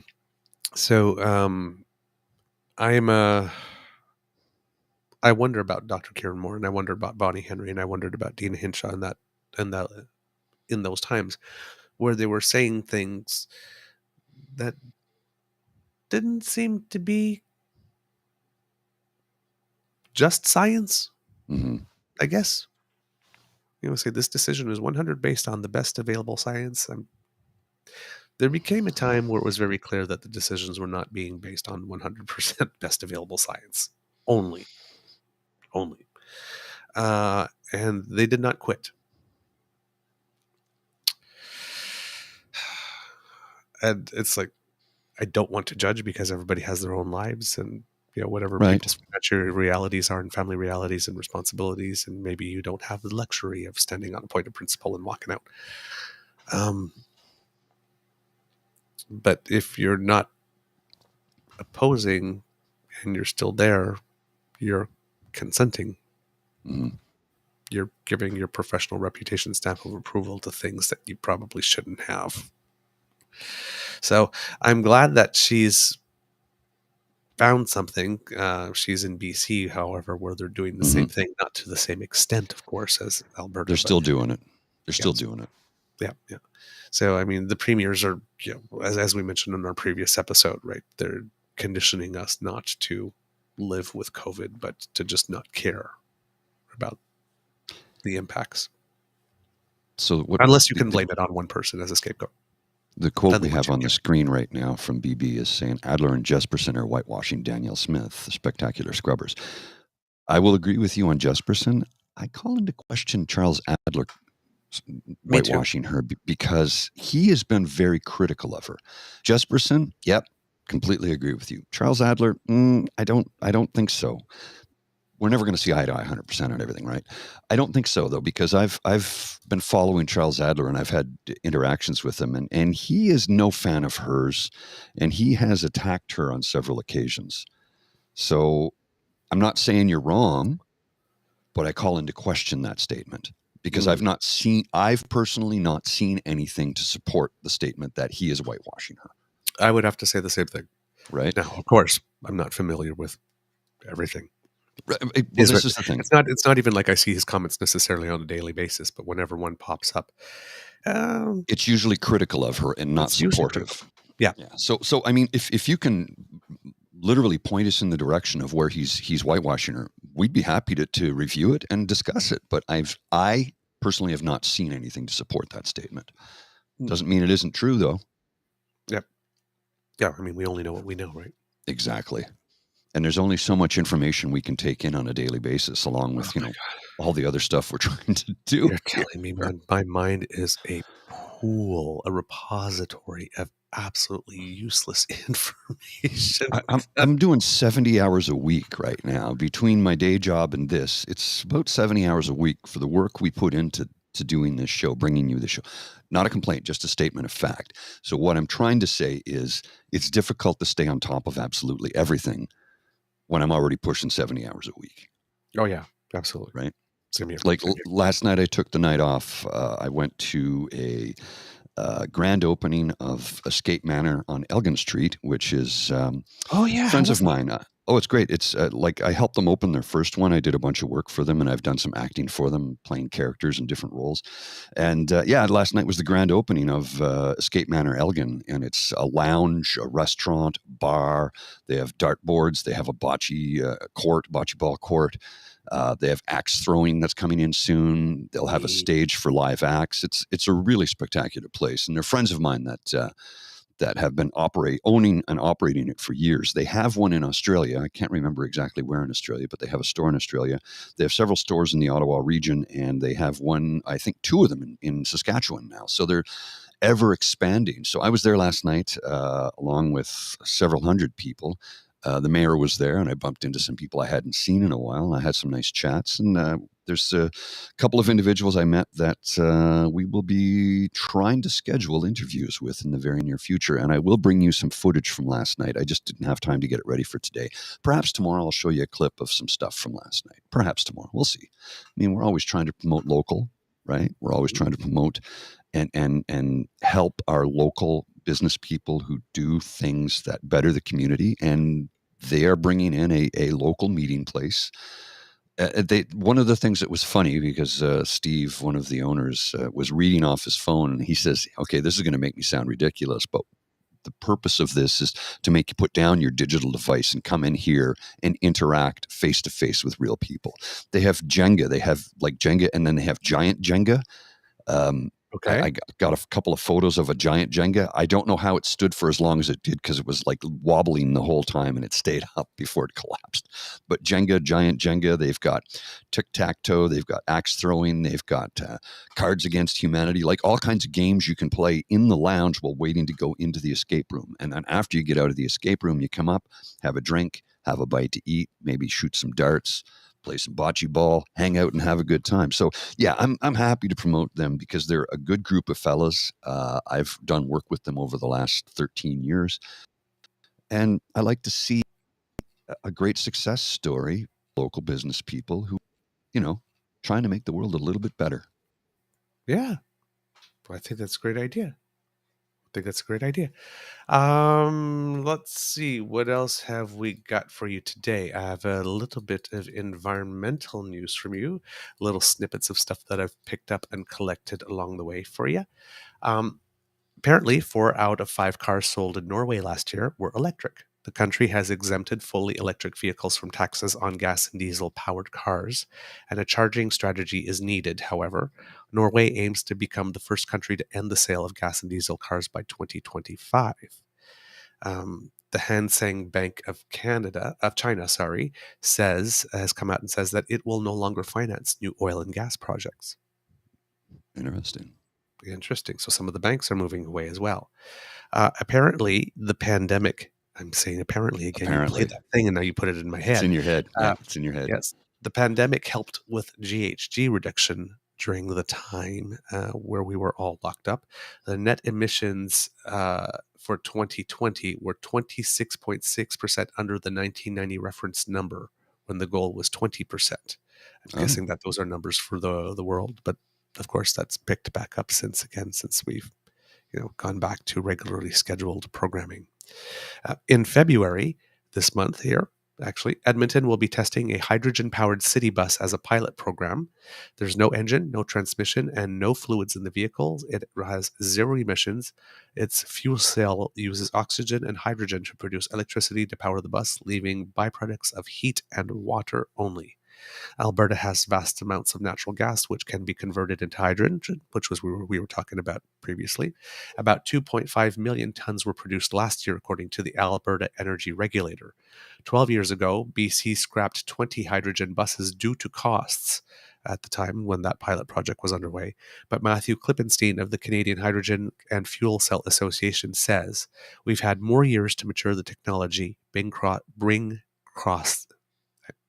It's like my voice wants to say Bing Crosby. Of course it does. Bring costs down, bring in cleaner fuels more cheaply. In Canada, we have about 4,000 people currently employed in the clean hydrogen sector. We expect to see that grow by orders of magnitude as we're able to displace more polluting forms of energy. So there we go. That's pretty interesting.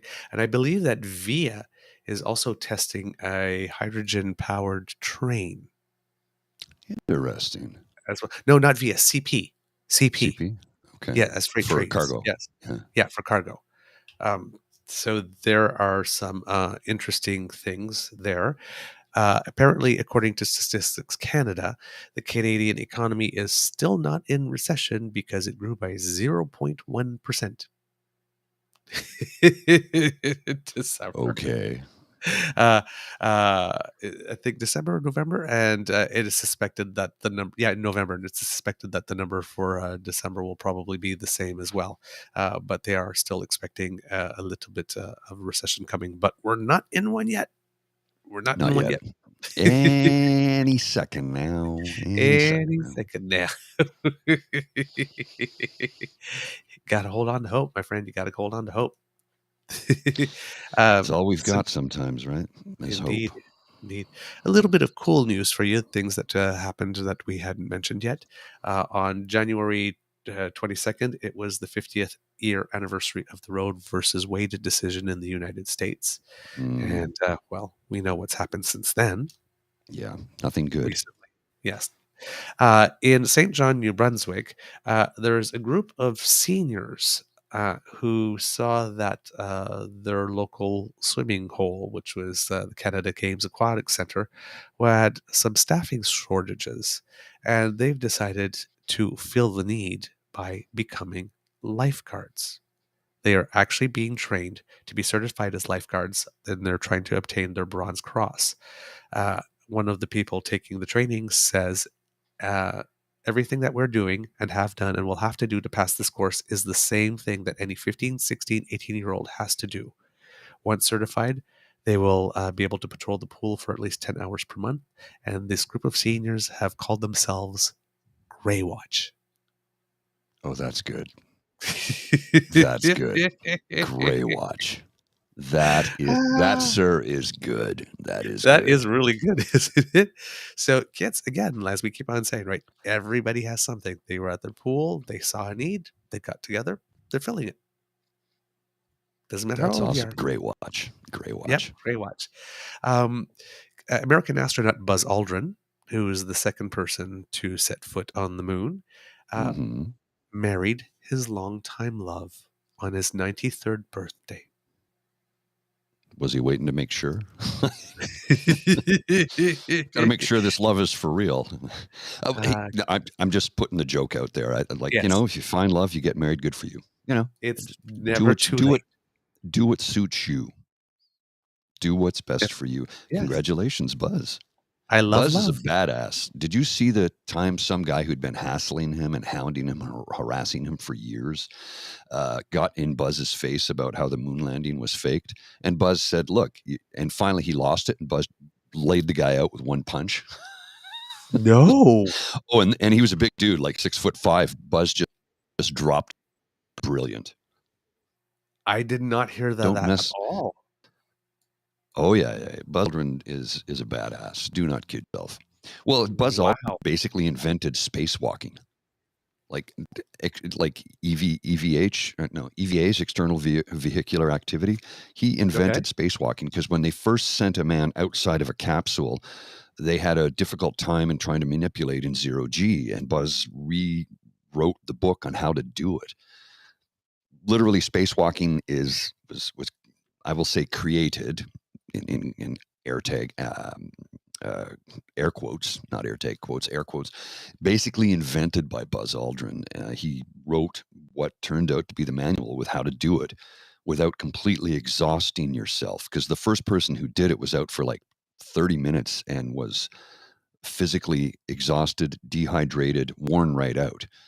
Buzz rewrote the method on how to do it. And yeah, so spacewalking is a Buzz Aldrin creation's not the right term, but he wrote the book on how to do it effectively. He wrote the book on how to do it effectively.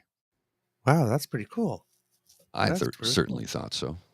Yeah. Just playing with some settings here. Updates from the U.S. On the documents thing, it appears that the Joe Biden has invited the FBI to come in and, I guess, Raid? Okay. Is it a raid if you invite them in and say, can you please look to make sure we haven't missed anything?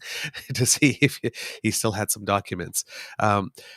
Basically, they found 4 different instances where there were documents, and not in 4 different places. But how would I say it? Instead of doing the entire searches that needed to be done and then releasing all the information, they've done one search here and then released information. Then, okay, well, maybe we should search here and then released information. So it's been coming out in drips, which is not particularly good PR wise. It's not something I would have recommended. Now, the documents, the first documents were found at the Penn Center, where he was working as an associate professor, and then some were found at his home, and it was made to believe that they were actually in the garage, and people kept on mentioning, like, right beside your Corvette, because, of course, that would make it sound much more salacious, right? Right. And Joe Biden made a mistake when he turned around and said, in one of his responses, he goes, and by the way, it's not like, the car was like on the street out in the open, the car was locked my Corvette was locked in the garage. It's like, no, you just validated it, buddy. You should have just walked right by that one. Turns out that those particular documents were not actually in the garage, but in a room adjacent to it. More documents were found in other places, and what happened is that they didn't have the security clearance for some of them, so they had to call the special team to come in. And then Joe Biden just basically said, to the FBI, come in and do the full search of my home. And then they did a full search of his beach house as well. Nothing was found at the beach house. And the conservatives and the Republicans in the United States have been jumping all over this, going, see, they got equal treatment, until a couple days later.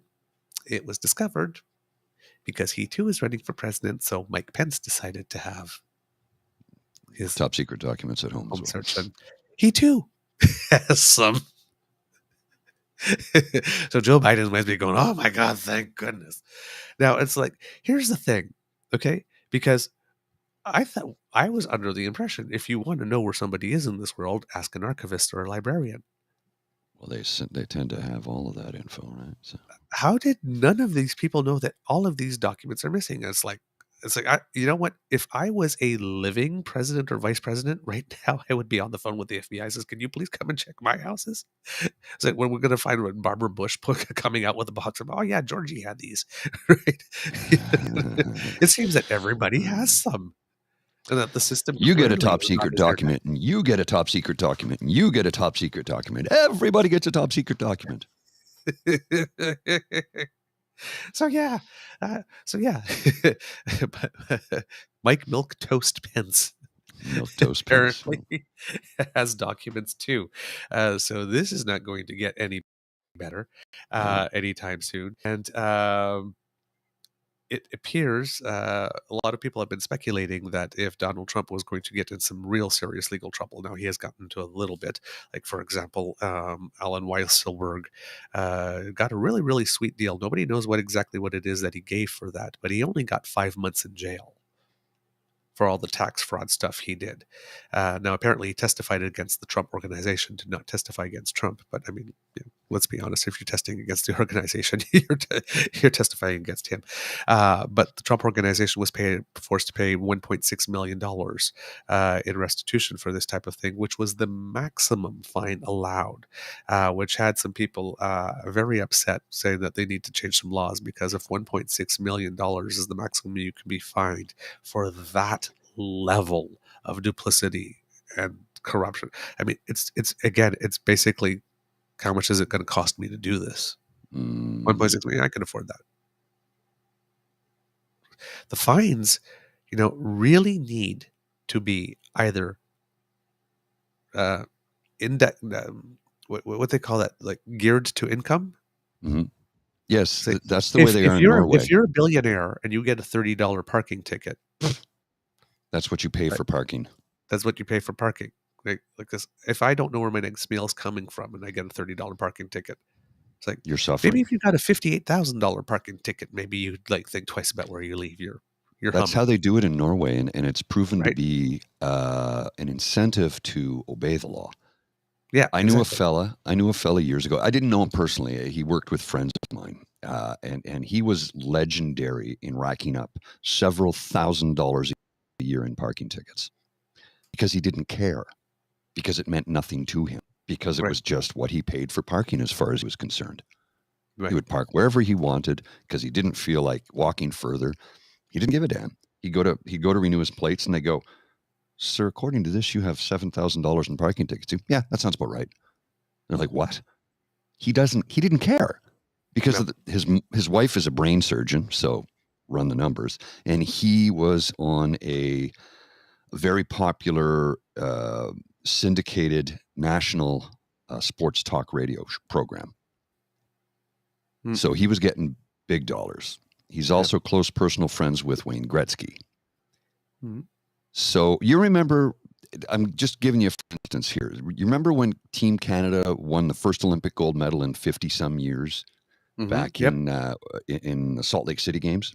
Yep. You remember Gretzky jumped up and he grabbed his phone and made a phone call right away? You know, after the game was finished, and he jumped up and he was on the phone, and you could see him on camera talking on the phone. He called the host of the radio program here in Ottawa because they're close personal friends. He called him. They recorded it. He called him and said, "Yeah, I'll call you back in a few minutes. Just wanted to say, I'll call you so we can do an interview right after this. I just got to go do some press, and I'll be right back." Okay. This is how tight they are. Okay. So this man who earns, and I know the guy. Let me rephrase that. I know people who worked with him. I don't know him personally. Nobody ever had a bad thing to say about the guy.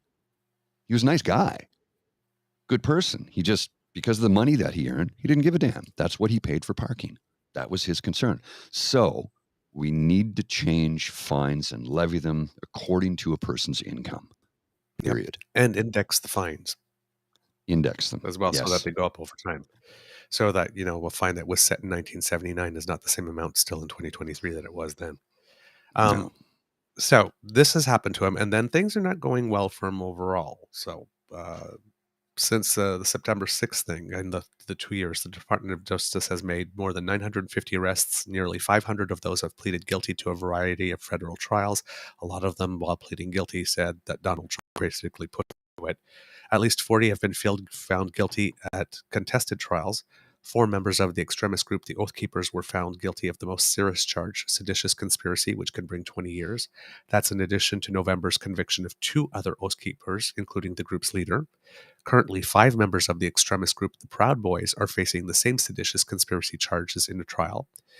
The guy from the insurrection who sat in the chair and put his feet on the desk, that guy was found guilty on all 8 counts against him, including felony charges of civil disorder and obstruction of an official proceeding. He could face up to 20 years. And a particular aggravating factor is that he brought a walking stick. It was a cane that had a metal tip, but inside it, that's where he put his 950,000 volt taser. So he basically electrified his walking stick, and his defense is that his walking stick wouldn't have worked anyway to electrify anybody because he dropped it in the bathtub. Who brings an electrified walking stick into the bathtub? I'd say that's rather suspect. Basically says that he shorted it. 3 active duty Marines assigned to intelligence-related jobs were recently charged with participating in the attack, with court records showing that one was waiting for a second civil war. But the thing where we thought Trump would start facing some real accountability is in the state of Georgia. If you remember this quote, "Look, all I want to do is this. I just want to find 11,780 votes, which is one more than we have, because we won the state."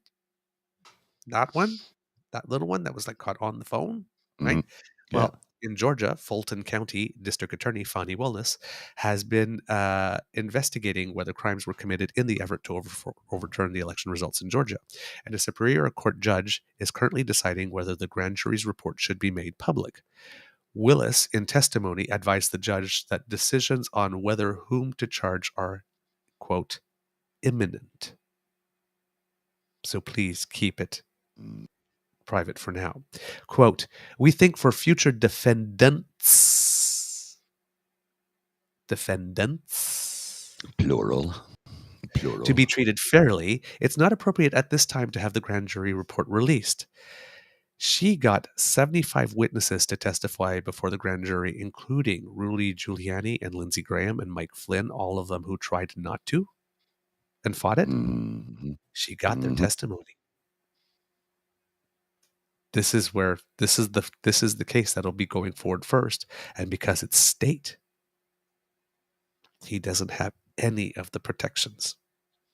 Any. You can't even argue them.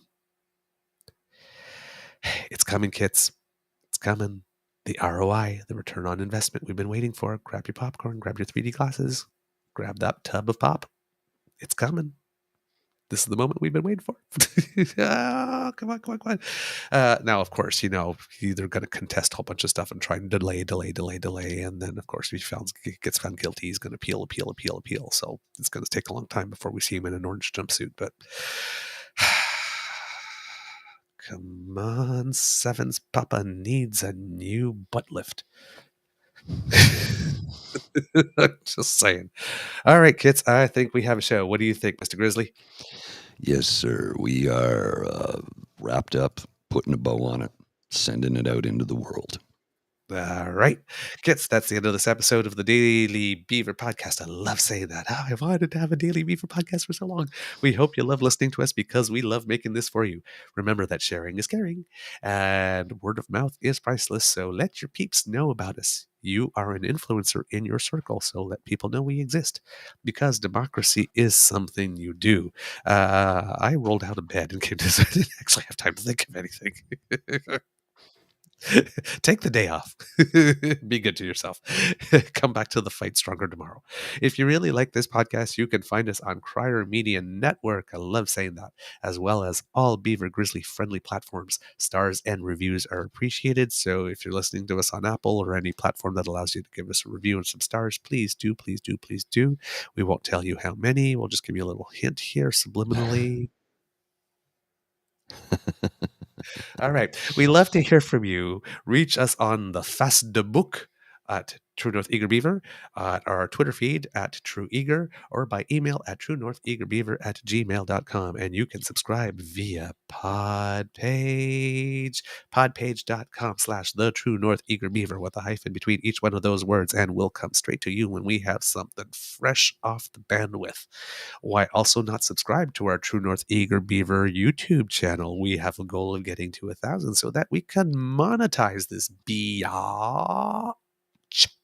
So please subscribe, smash that button. Like. It helps us out big time. As And Kid share. Elaine says. Yes, and share. Share. Sharing is caring. Share. Yes. We can't do this without you or your generous support. So if you feel that we've done a particularly good job today, and if you don't feel too bad and not too angry at me for coming in late, kids, sorry. It happens. Thank you, It Papa. happens. Then you will find our tip jar at coffee, ko-fi.com/eagerbeaver. That's ko-fi.com/eagerbeaver. Kit Saucy says, great show. Thank you for the pick me up. Thank you so much, dear. Kit PB goes, you fellas rock. Thank you. Stay warm and healthy. We need you. Have a beyond awesome day, says Kit Elaine. And reminding everyone, you know what? She's the smash the button Kit. Like she always makes sure. And finally, we've got the quality Eager Beaver merch that you have been looking for. You know you want it. You know you need it. You gotta have it. You just gotta have it. They're irresistible. Look at these beautiful designs made by Kit Pete Jarvis. Oh my. Oh, yes. Gee, did we put that on a t-shirt? No, Dang. but I love to put it up there because it just enrages people. We have Kit Saucy bringing up a line from The Princess Diaries. A beaver, especially a queen beaver, is never late, nor is he early. He arrives precisely when he means to.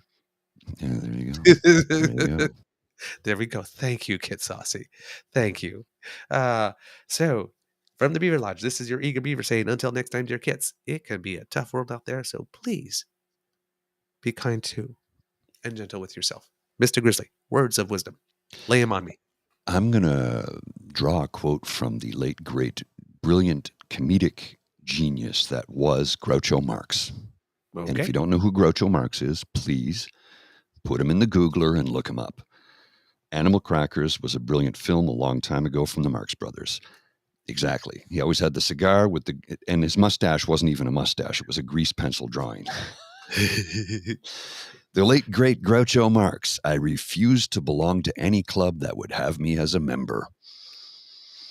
There's a lot to read into that, but basically what he was saying was a country club that would not allow people of color or Jewish people to join offered him a membership.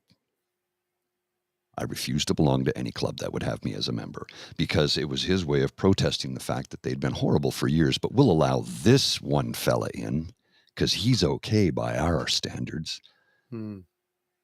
I refuse to belong to any club that would have me as a member. The late, great Groucho Marx. One of my favorite quotes of all time. Except this club. This club. No, everybody's welcome here. Mm-hmm. You know what? You're welcome. Even if you vehemently disagree with everything we say, if you come in and present a respectable discussion, you're welcome. You're welcome here. If you show respect and you can have a discussion, you're absolutely welcome here. Yeah. We don't need to see eye to eye with everybody. Nope. And with that, roll the credits.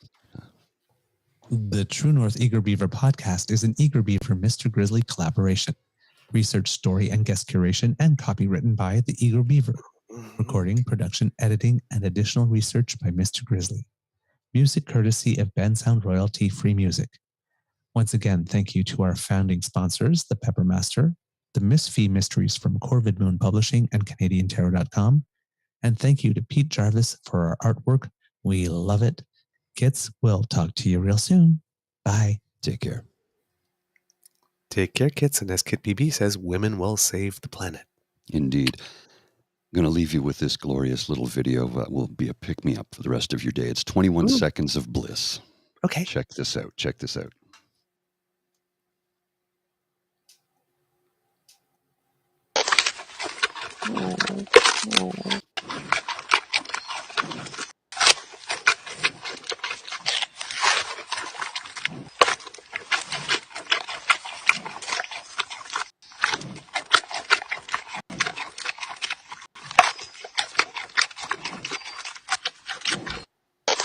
Who doesn't love a snacking panda, right? I mean, come on. Take care. Gotta go.